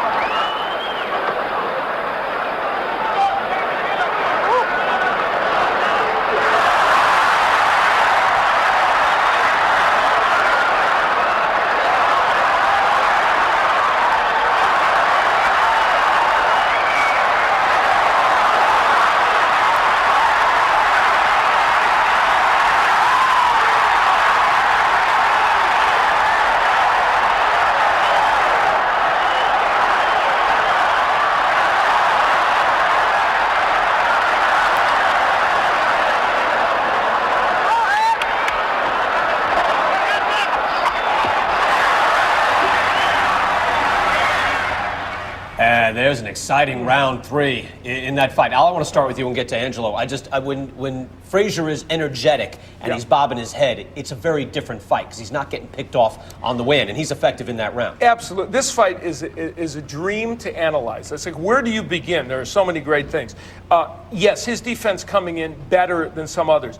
There are a couple of things about this fight that I think are fascinating. Number one, he's better at dealing with the rope-a-dope than George Foreman because of a couple different things. One, he will go from side to side and do angles. Number two, his body punches are short and compact in the inside. And number two, he's using more of an arsenal. He's using uppercuts, etc. And as we see, head movement stopping Ali from hitting him with those counterpunches. His hooks are not compact, they're compactor. Yeah, that's for sure. Angie, I've never seen anyone land more clean body shots than Joe Frazier ended up doing in this fight. It was astonishing. Muhammad gave him the body. I mean, he figured you want to empty his tank. I said, you're nuts. You ain't going to empty no tank. And, right. This guy's tank doesn't empty. My buddy here recognized that he was hooking. Said he didn't hook before in the other fights. I didn't want him to hook because you never hook with a hooker, or you don't go out with a hooker. You gotta. Am I on the right show here? Yeah, Just Sex in the City. I'm too young even to be here for this kind of talk, but because when a guy like Muhammad Ali throws that left hook with a guy that throws hooks, it's seductive, isn't it, to do that? The guy's got a short arm. Boom! This shot's in. Angie Dundee once told me, if you know him, I would tell him I remember, that Muhammad Ali was brilliant on the outside, but in the inside, he wasn't as great a fighter. And he's giving Joe Frazier the inside, which is his wheelhouse. That's where he sets up his office. What do you think at this point in the fight, Angelo? Well, the way he was hitting this guy's shots so freely, I was very, very confident in the fight. How about the shots that he was taking? Another thing, Al, is that he's throwing the body shots. Frazier is right on the belt line there, which you know is doing damage. On the hips. Yeah. Right. So, what, were you concerned about that? Were you trying to, dissuade that or get a referee to look at that? Because that's right on the line. I know what I'm doing, man. He's how That's big what as he's he saying is. to you. Yeah. He knows what he's doing. So right. you only do so much. You can make him. Does he always listen to you? Do you have to instill in his mind's eye that it's Muhammad Ali? I do all the instilling before. But then you have to pick it up and make him think it's his idea? If I were to give that kid a direct order, he wouldn't do nothing, okay? So what I do, I angle and, diplomacy, and I use it with this kid. And that's why we got along so famously. All right, it was a great third round. We'll get back to it. We're going to take a quick time out. When we come back, the action continues. Again, it's Fast and Furious from Ali Frazier 3, the thriller in Manila. This is Ringside right here on ESPN Classic. Frazier the aggressor. Ali posing again.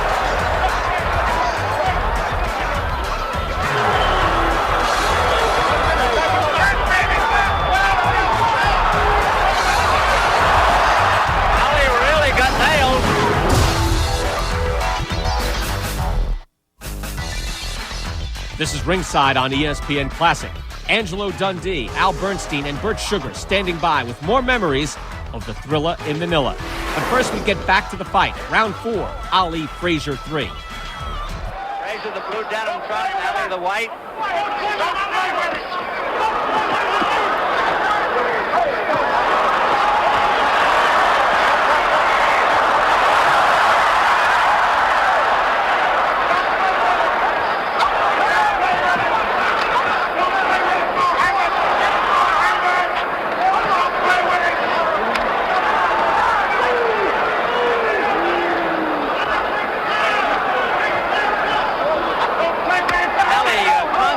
Beats Frazier to the punch.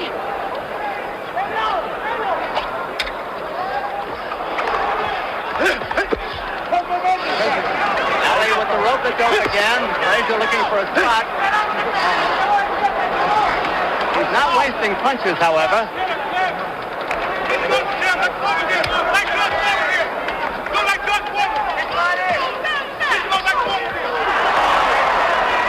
Been a one-sided fight so far.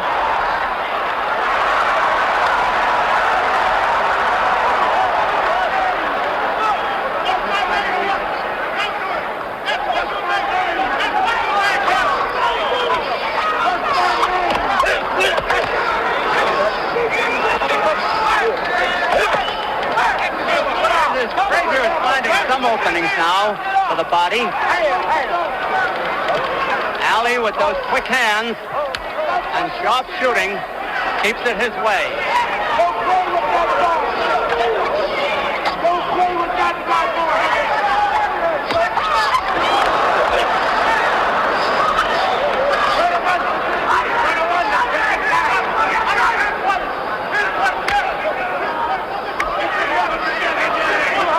A minute to go in the round.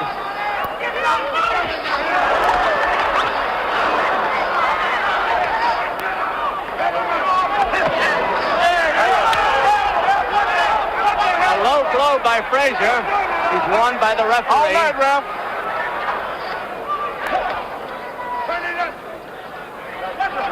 Yeah, ref.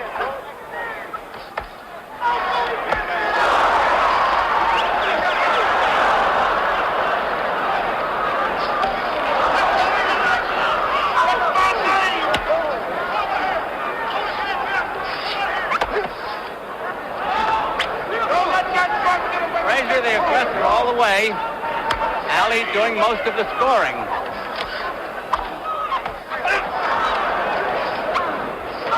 Auto Jim Ali. Over.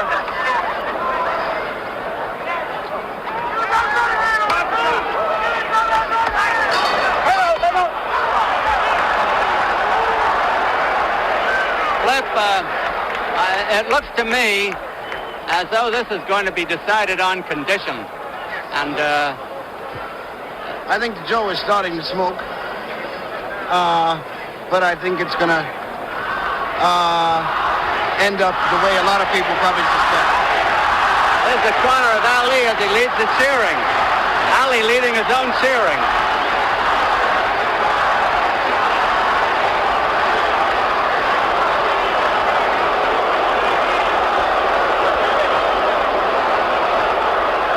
His chief second, Angelo Dundee, with Drew Brown in there.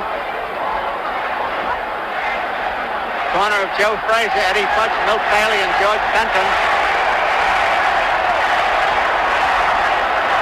Round 5 coming up.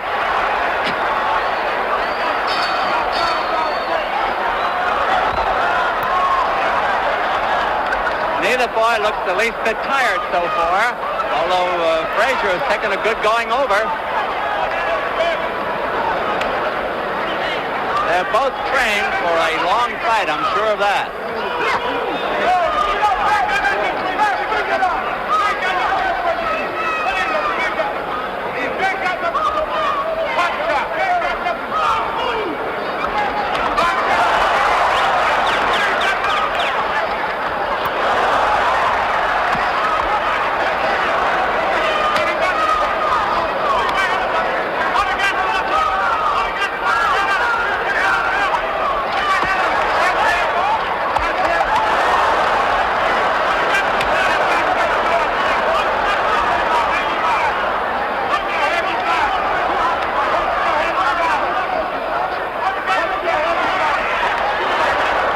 Frazier coming back a little bit.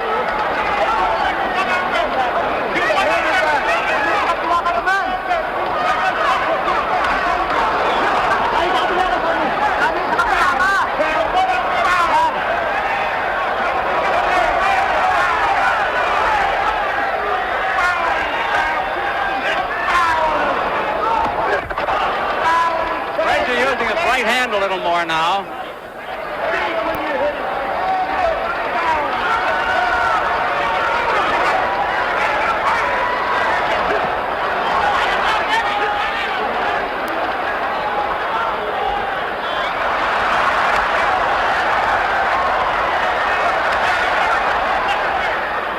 Frazier the aggressor. Ali posing again.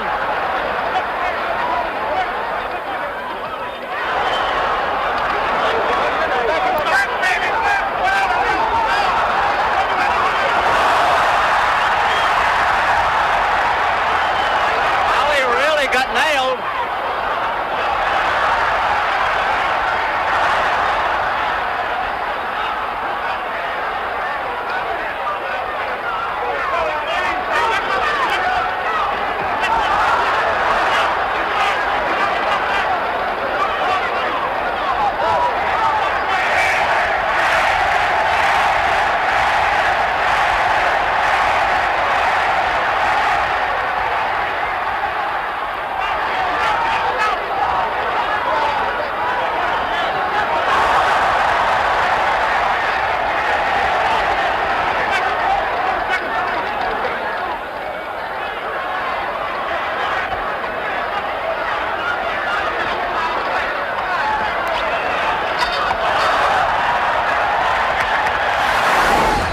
Stay tuned for more of the Thrilla in Manila as Joe Frazier rocks Ali in round 6, delivering left hooks that would doom mere mortals. Frazier has been the aggressor all the way.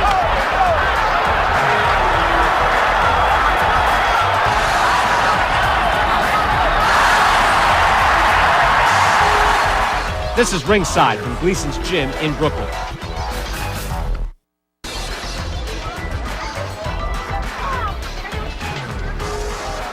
Welcome back to ESPN Classics Ringside Marathon. We're 1/3 into the 15-round epic Muhammad Ali-Joe Frazier heavyweight title showdown, the Thrilla in Manila. The greatest is clearly ahead of his arch-rival, Smokin' Joe, through the first 5 rounds. But Frazier is a fighter with a huge reservoir of grit and courage, and he was far from finished in this battle royale. Sports Illustrated's Mark Cram wrote of Smokin' Joe, quote, "You can go so far into that desolate and dark place where the heart of Frazier pounds. You can waste his perimeters. You can see his head hanging in the public square. You may even believe you have him, but then suddenly learn you have not." Let's return to Manila as Frazier mounts a thunderous comeback in round 6, connecting with a series of signature vicious left hooks. We're coming up to round 6. 1/3 of the fight is over, should it go the distance. It's 15 rounds. Frazier, the blue trump. Ali in white. I don't know what they score for aggressiveness in the Philippines, but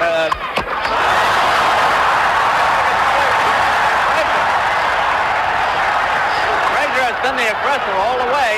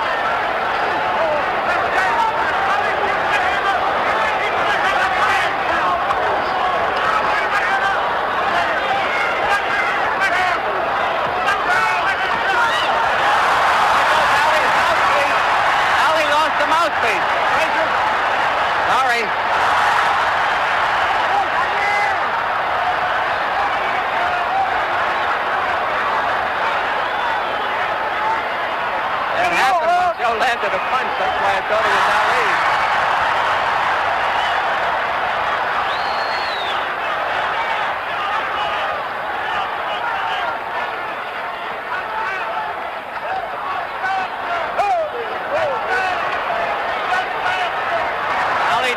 for the first time.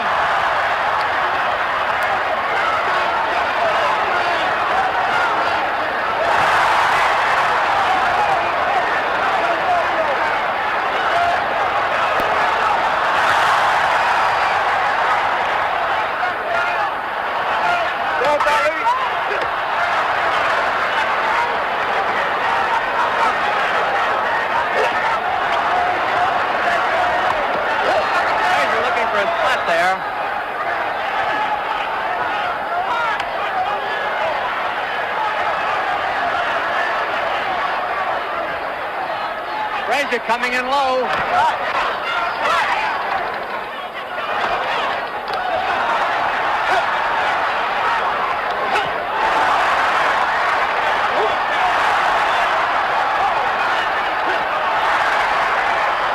This is a good round for Frazier.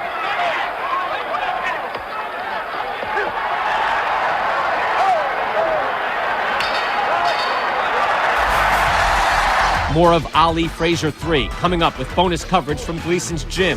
Don't miss Angelo Dundee ringside memories of the historic fight and the aftermath of the Thrilla in Manila.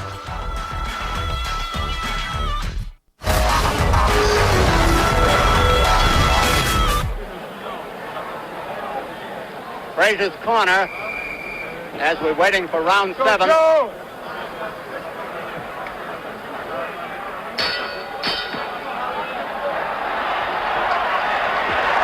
Round 7 scheduled for 15. Frazier coming back. Ali dancing for the first time.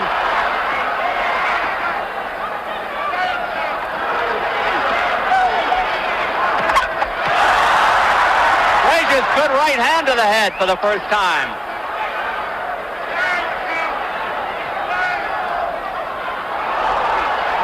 Frazier rolled with that punch.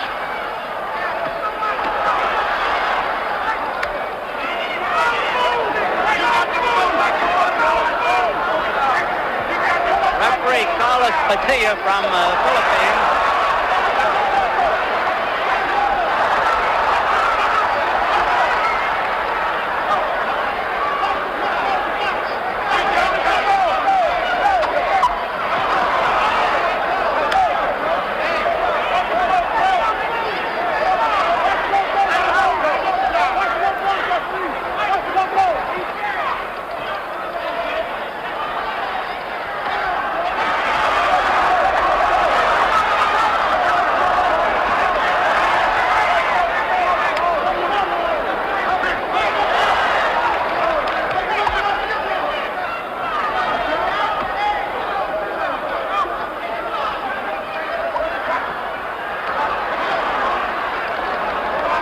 Fighting a smart fight now, picking his spots, breaking off the action when he wants to, resuming it when he wants to.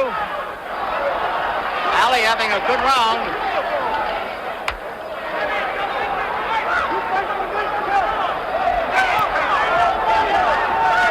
Frazier's truly aggressive.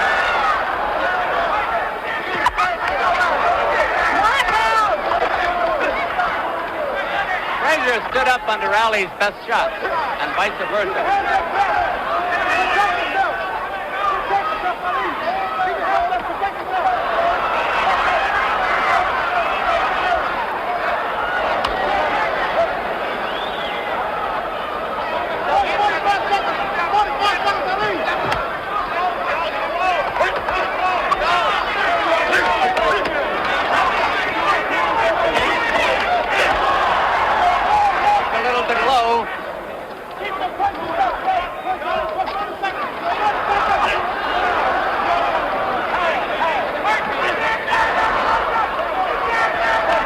Doing the holding as he has done it most of the fight.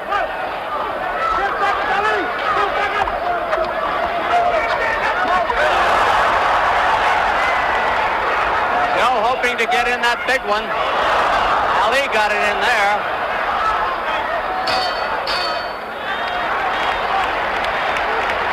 And a round 7 in the Philippines Coliseum.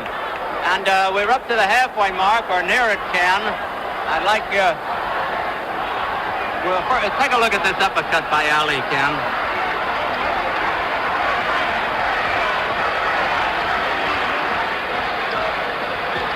see Joe's got him on the ropes now. He'll step back, and Ali will see the opening for the uppercut, which is Here it comes. Woo, that was a very good uppercut. Ladies, you know, in the first fight, this is how Joe caught him on the ropes. He was throwing an uppercut, and he caught him over the top with the hook. So it's very dangerous also. What do you think about condition of the two of them? Frazier has taken the more punishment, but Ali has taken a lot too. What do you think, Ken? At the present time, I would have to say that Frazier is in better condition. Would you really? Yes, I would. Well, that's interesting. How about you, Flip? Well, as I said earlier, Joe is really starting to smoke. It looked a little shaky from the go, but Joe is starting to smoke, and I think we're going on at a pretty good pace now, and either man may win it right now. Here's round 8. Ali's trunks are dropping little by little. The supporter is obvious now.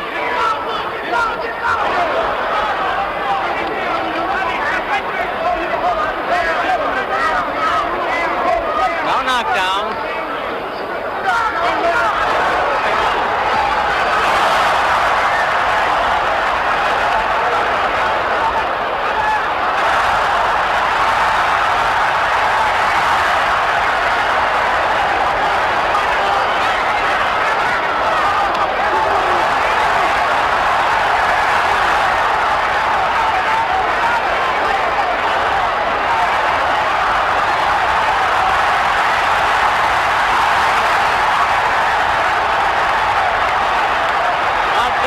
By Ali.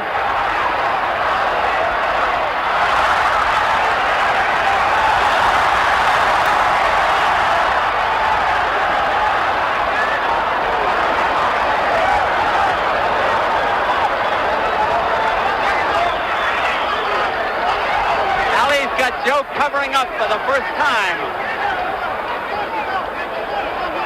Been a rocky round for the challenger.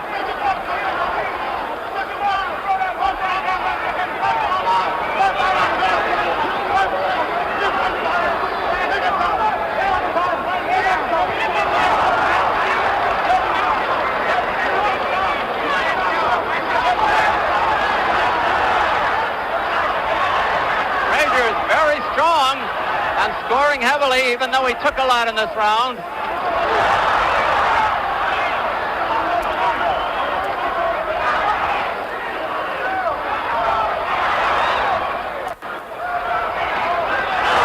Frazier may have evened up the round.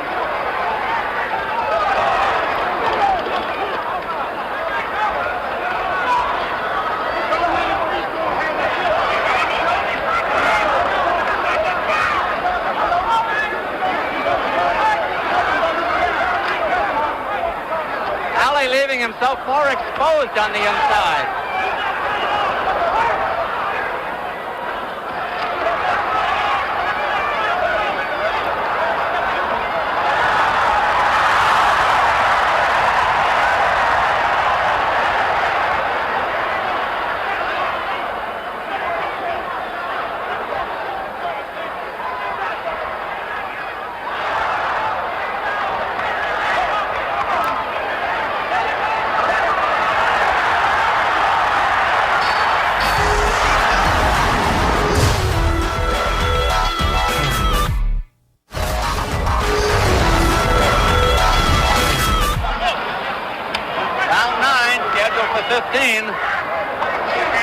Boys dripping perspiration. It's hot here.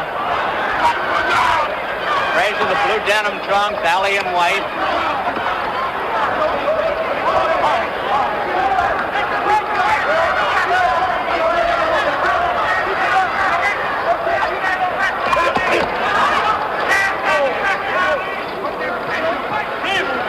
Ali up on his toes more, setting the pace.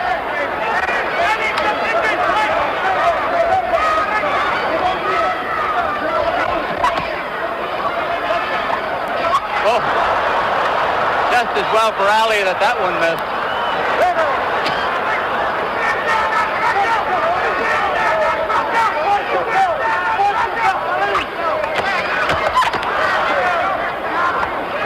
Frazier has been hitting low a lot lately.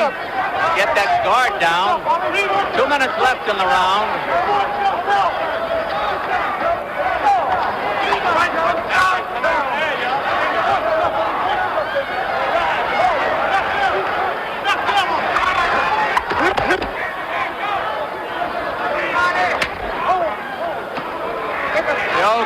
showing his strength there as Ali holds on.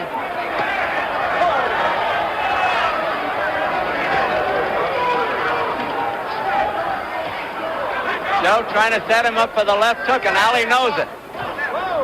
And again is beating him to the punch constantly.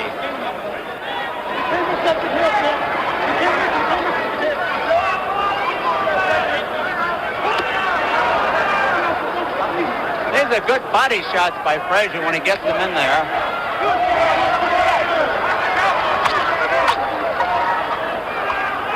Joe coming in faster. A minute to go in the round.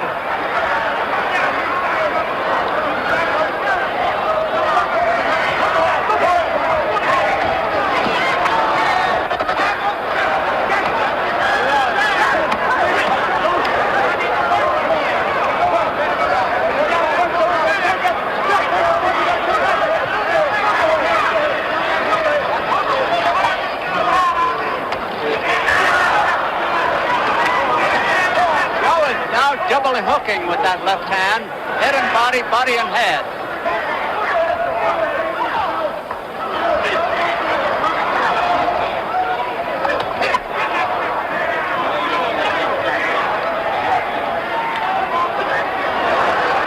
Round almost over.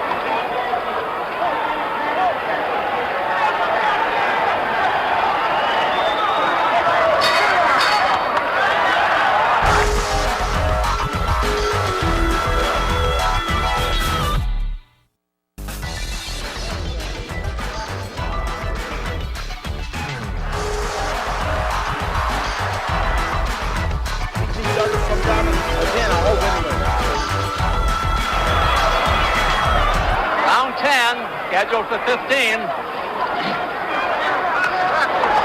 Ali setting himself to punch harder in this round. Ali going flat-footed.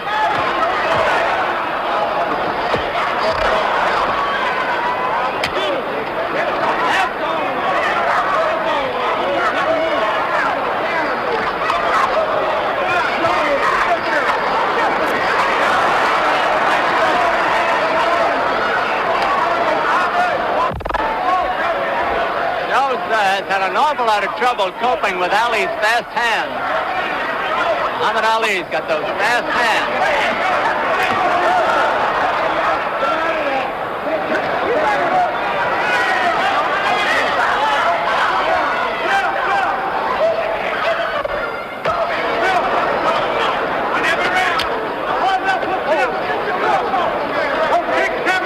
Left in the round.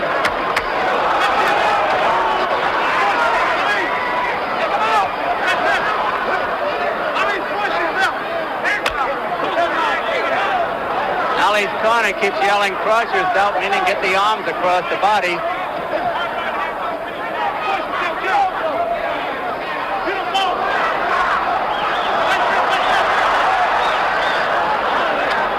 Frazier doesn't get the clean shots at Ali that Ali gets at him.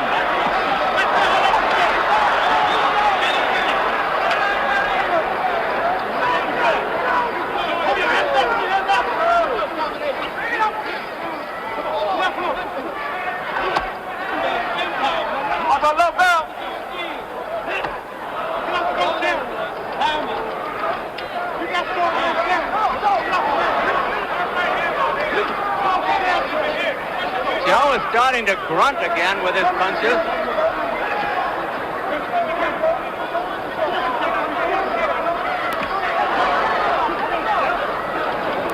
Ali doing the holding again.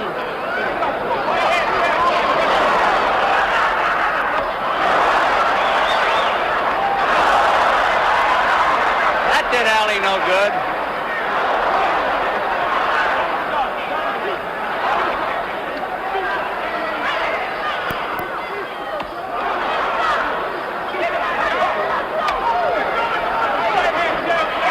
Seconds to go in the round.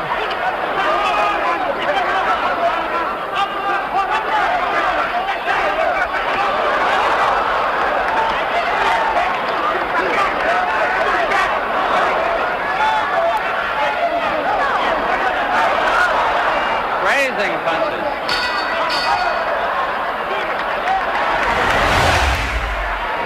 11.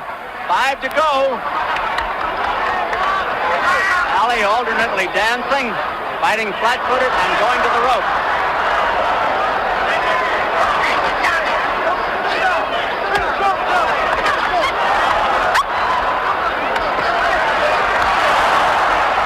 Joe got off the ropes that time.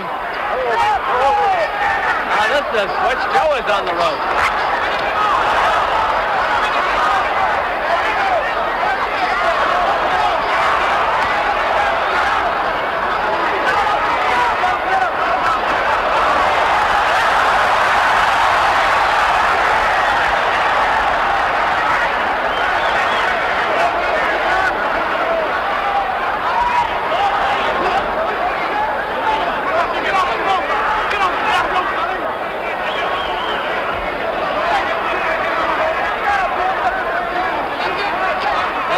Super fight all the way here in the Philippine Coliseum.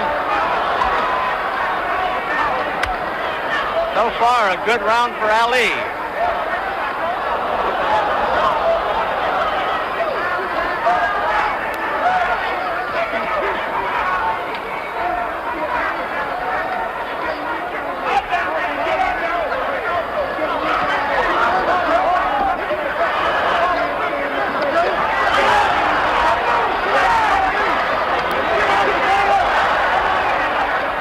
They're over in Frazier's corner. Referee trying to get them out of there.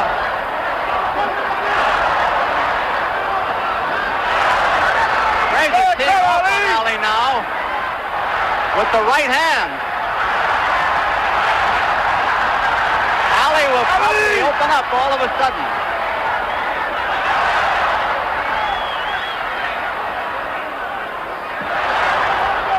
A minute to go in the round.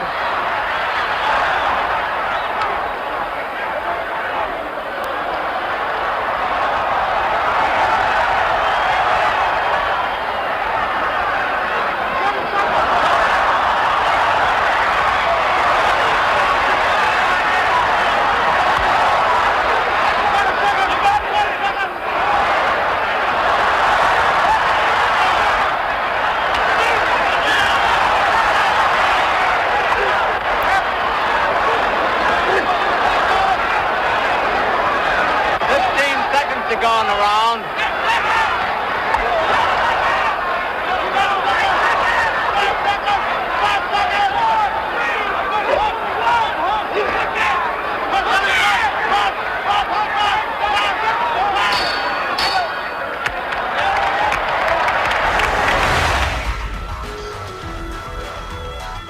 We're back here ringside on ESPN Classic. Again, it's the Thrilla in Manila, an oppressive heat in the Philippines in September of 1975. The heat, again, beginning to sap the strength of both Ali and Frazier. Here's Ali's physician, Dr. Ferdy Pacheco. That's the best fight I ever saw in my life. It's the best fight I ever worked in my life. Best. Closest to life and death I've ever seen. Closest I've ever come to what I think we all hope to see when we go see a sports event. To equally match fighters at the top of their form, with an intense competitive edge on each other, if not dislike, actual hatred, if you will. But Joe hated him. But competitiveness. Turned loose in an inhuman condition. So hot, so humid, with people packed so closely that it didn't seem that you could survive that. Just fighting it didn't seem like you could, much less punching each other to death. And so at first it seemed like Ali was going to knock him out again.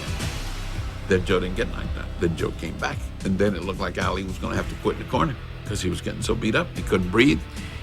He couldn't catch his breath. He said in the corner, "I feel like I'm dying. This must be what death feels like." Angelo, how bad was the heat that day? Well, oppressive. I mean, I collapsed after the fight, practically falling down the steps with the heat. Just going up and down steps, and those two guys whacking on each other. And I tell you, it was remarkable how those guys could go through that fight. What was your thought? Again, we know, of course, how this turns out, but what was your thought? Was there any point in the fight where you thought maybe you might want to stop your guy? The 11th round, when he mentioned, about all the oppressive heat and everything else, I tell him, okay, now we separate the men from the boys. Pick it up. He picked it up.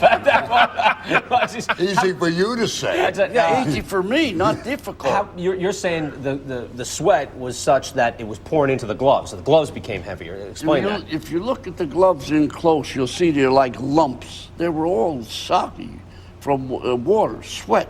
It went through. So that's why I put Vaseline on the gloves to stop the water from going into the gloves. That's why you see guys put the Vaseline on it to preserve it so water won't go through. But they were waterlogged, those gloves. Let's take a look at round 6 right now, and Al, take a look with us here, and let's break this down again as the fight goes through. We're going to pick it up in round 6, and the hook keeps coming up furiously from Joe Frazier. This was the part of the fight in which Joe Frazier really started to come on. Ali was employing the rope-a-dope, but the interesting thing is we saw in this sequence, even when Ali is in the center of the ring, he's not landing as much, and there we saw a counter left hook from Joe Frazier. So to me, this round 5 through about round 10 or 11 is where Joe Frazier, I think, distinguished his career. I believe those 5 or 6 rounds, more than any rounds Joe Frazier ever fought in his life, tells you the testament of the man. You know what's amazing is that these two men are dealing out this punishment and taking it from each other. And I'm not sure, and Angie, you're going to correct me if I'm wrong, that not only was this a highlight of their career, it well could have been the end of both of their careers. They never were the same again. Amen. You're right. Talk about that, Angelo. How much did this take out of Muhammad Ali? Took plenty out of the guy because it saps your strength. I mean, and the harder he tried, the harder the other guy tried. Tremendous competitors. This match was a match made in heaven. That's why it was always considered. Yeah, and Joe only fought 2 more times after this fight. I mean, so I think about that. Yeah. Brilliant as it was the end of their careers effectively. Angelo, even with all the rounds and all the training and all the running, this night took that much out of Muhammad Ali? Oh, God, yes. God, yes. It was a strength sappy type of fight, really. All right, we're going to pick it back up again. We'll get back to the Thrilla and Manila, the final rounds, right after this.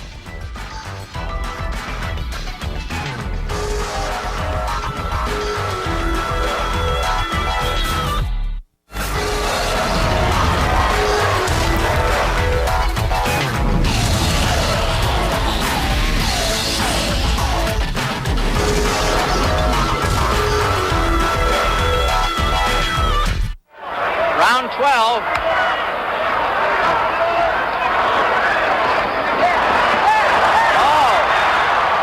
Ali starts the round, every round, scoring heavily.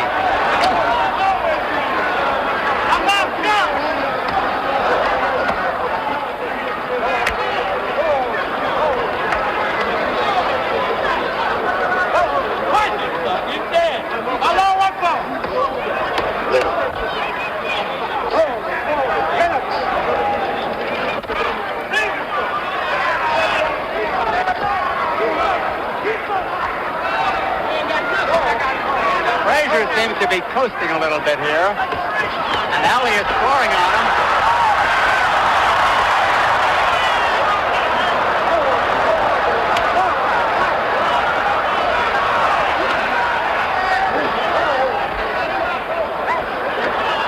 Two minutes left in the round.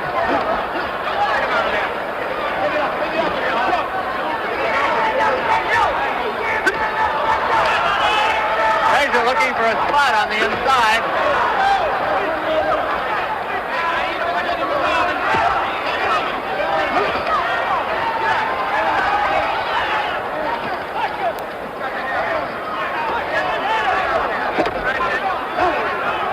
The round half over. Get out of the rope, Sam! Get off the rope! Get off the rope, Billy!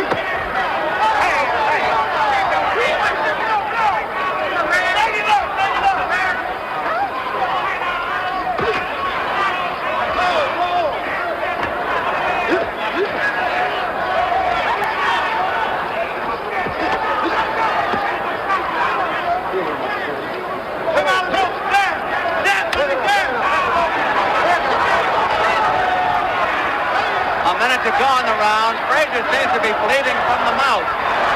There's a sign of blood in the fight.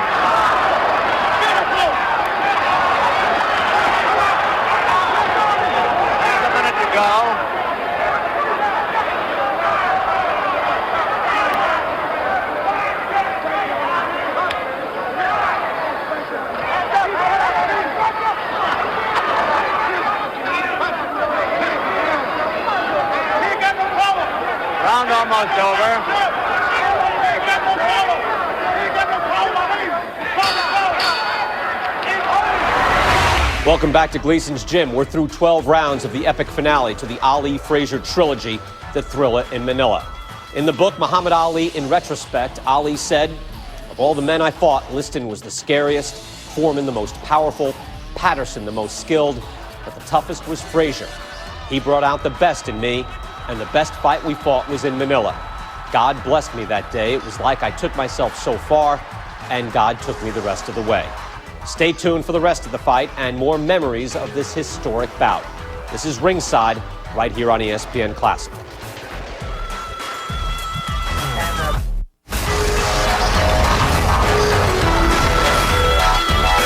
Round 13.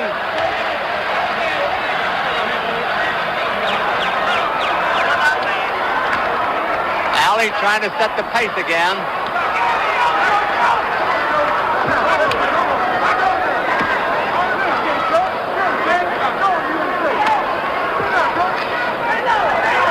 Ali ready to open up with those combinations.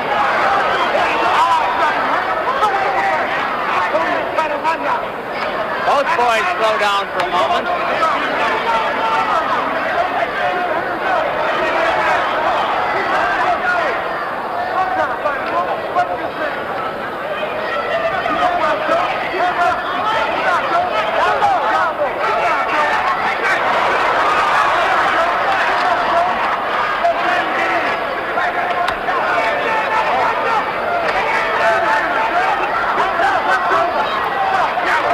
Left in the round.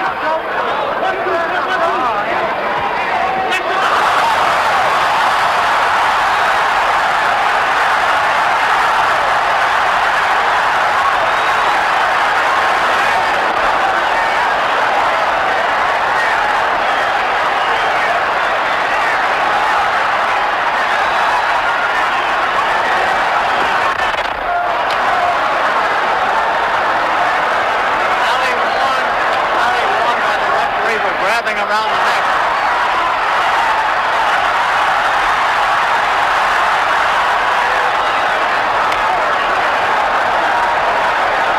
Big round for Ali.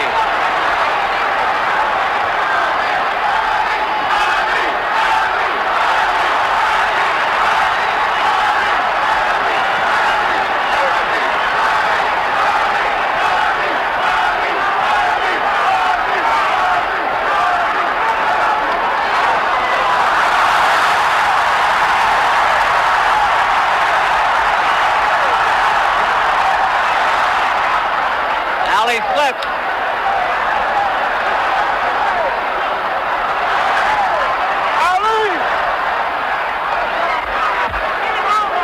Ali holding.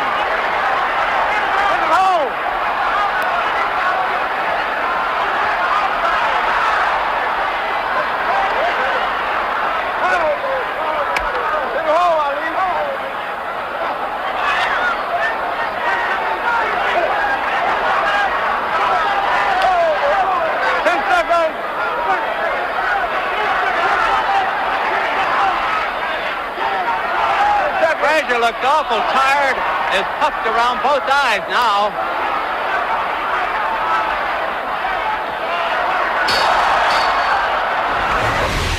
Keep it here on Classic for more of the Thrilla in Manila.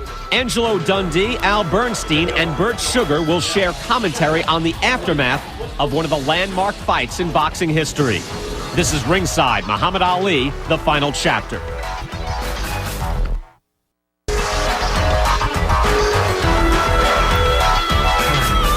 Back here at Gleason's Gym, I'm Brian Kenny alongside Burt Randolph Sugar, Al Bernstein, and the legendary trainer Angelo Dundee. Welcome back to ESPN Classic's Ringside Marathon, the Thrilla in Manila. It, of course, more than lived up to its incredible hype, and as we head now to the conclusion of the fight, Ali and Frazier have pummeled each other for 13 rounds. We now return to the fight with the bell tolling for the 14th round.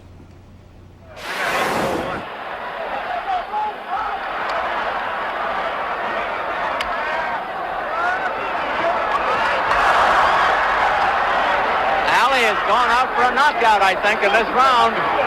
Whether he gets it or not is something else.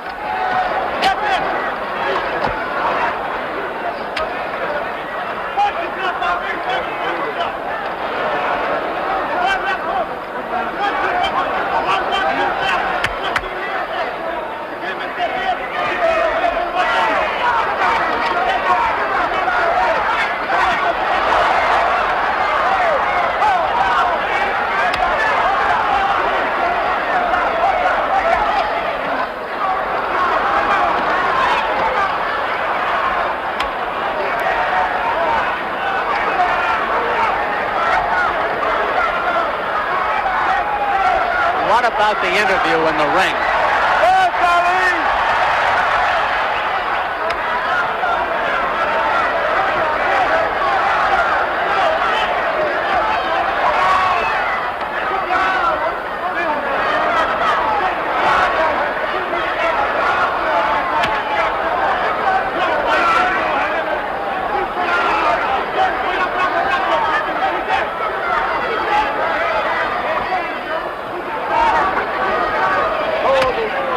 Frazier doesn't have the firepower that he had in the middle rounds.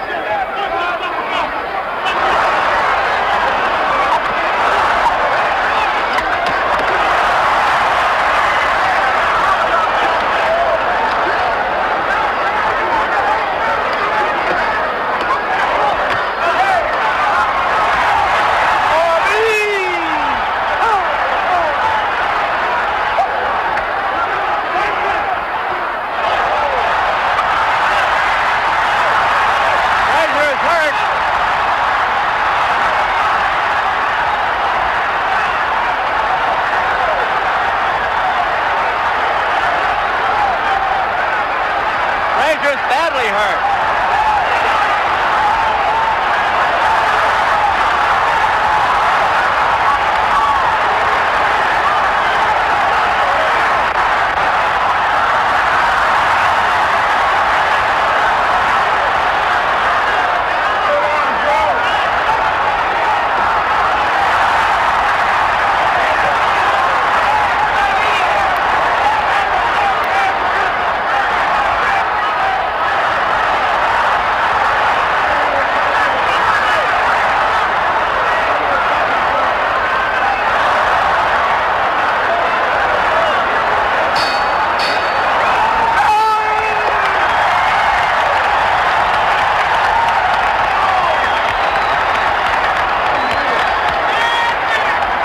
The biggest round of the fight for anybody. Frazier was within a punch or two of going down.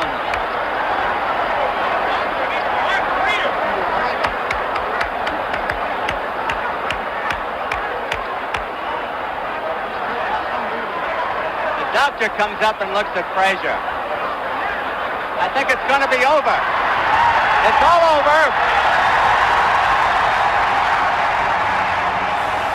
There it is. The Hall of Fame trainer Eddie Futch stops the fight after 14 brutal rounds. Angelo, what's your reaction? We could see you there in the tape. What's your reaction when you get the word this thing is off? Well, he's seen it first, the Muhammad. He was looking across the ring, and I spotted. And then he got up, and it's all over. And so, what's your feeling? There was a feeling of elation, because what the heck, that kind of a fight, and come out with the winner. Elation or relief?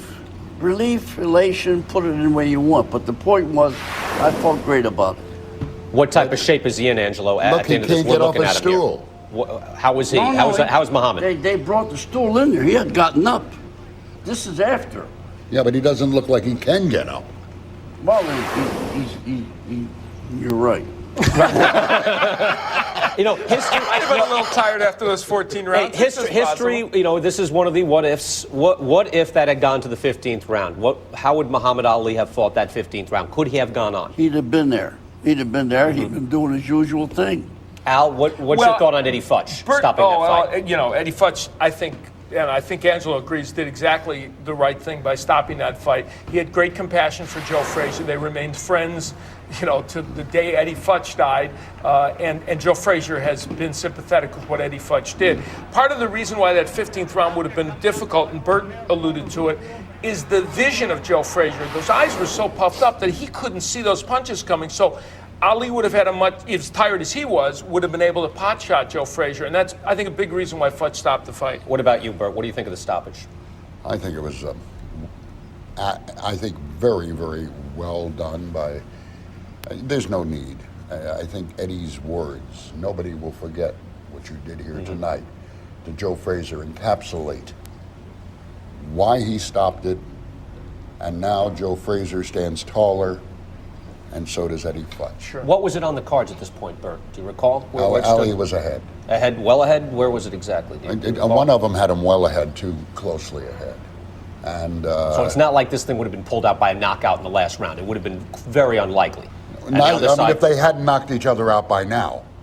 And certainly looking at 3 more minutes, they would have sucked it up, both of them. You can justify Joe Frazier winning 5 or 6 rounds of this fight. There's no question. The middle about rounds that. were the his. middle rounds. He wanted. He probably had 6 rounds in the bank, but was behind them. I mean, but he stands taller for his effort, and Eddie Futch stands taller as a trainer and a compassionate human being. Yeah, looking at the possibility of a ring death there, where it took so much out of each fighter. Let's listen in. Both fighters right now in the post-fight showing mutual respect.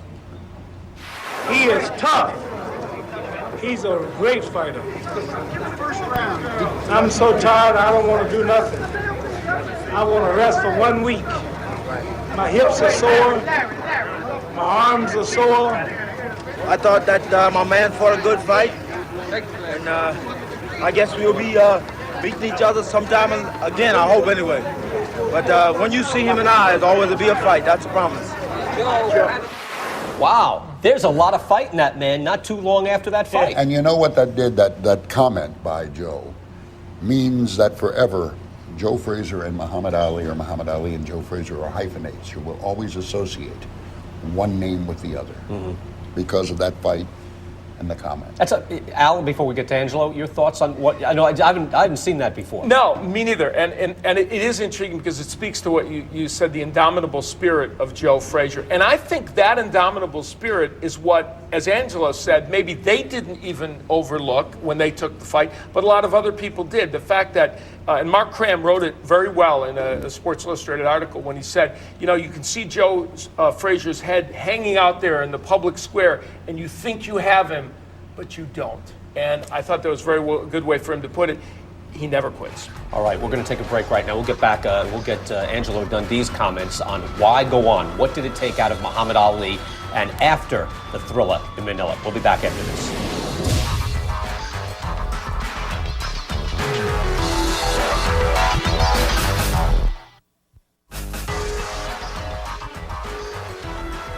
And we're back here ringside at Gleason's Gym. Brian Kenny, Al Bernstein, Angelo Dundee, and Burt Randolph Sugar. And now we're talking Muhammad Ali after the Thrilla in Manila. And we've touched briefly on, guys, what it took out of Muhammad Ali, and really, would it have been a good time to just stop fighting? And yet, Al, the resume in and of itself, post Frazier 3, is impressive. Talk about those fights. It's really astonishing given the fact that, we're all in agreement, and certainly Angelo was there firsthand to see it, that this took so much out of Muhammad Ali. And after that, he was still able, in 10 more fights, to beat Jimmy Young and Kenny Norton, though many Jimmy Young, please don't count. Well, I agree. I thought he lost to Jimmy Young. I thought he lost to Kenny Norton. But he was competitive against these 2 very good heavyweights and got the wins. He had his 2 fights with Spinks and beat Ernie Shavers, who was a monster puncher. So here's this fighter in his 30s, heading toward 40, who's able to do that after this beating. There was one wonderful story about the Ernie Shavers fight, and this man could knock down buildings, by the way.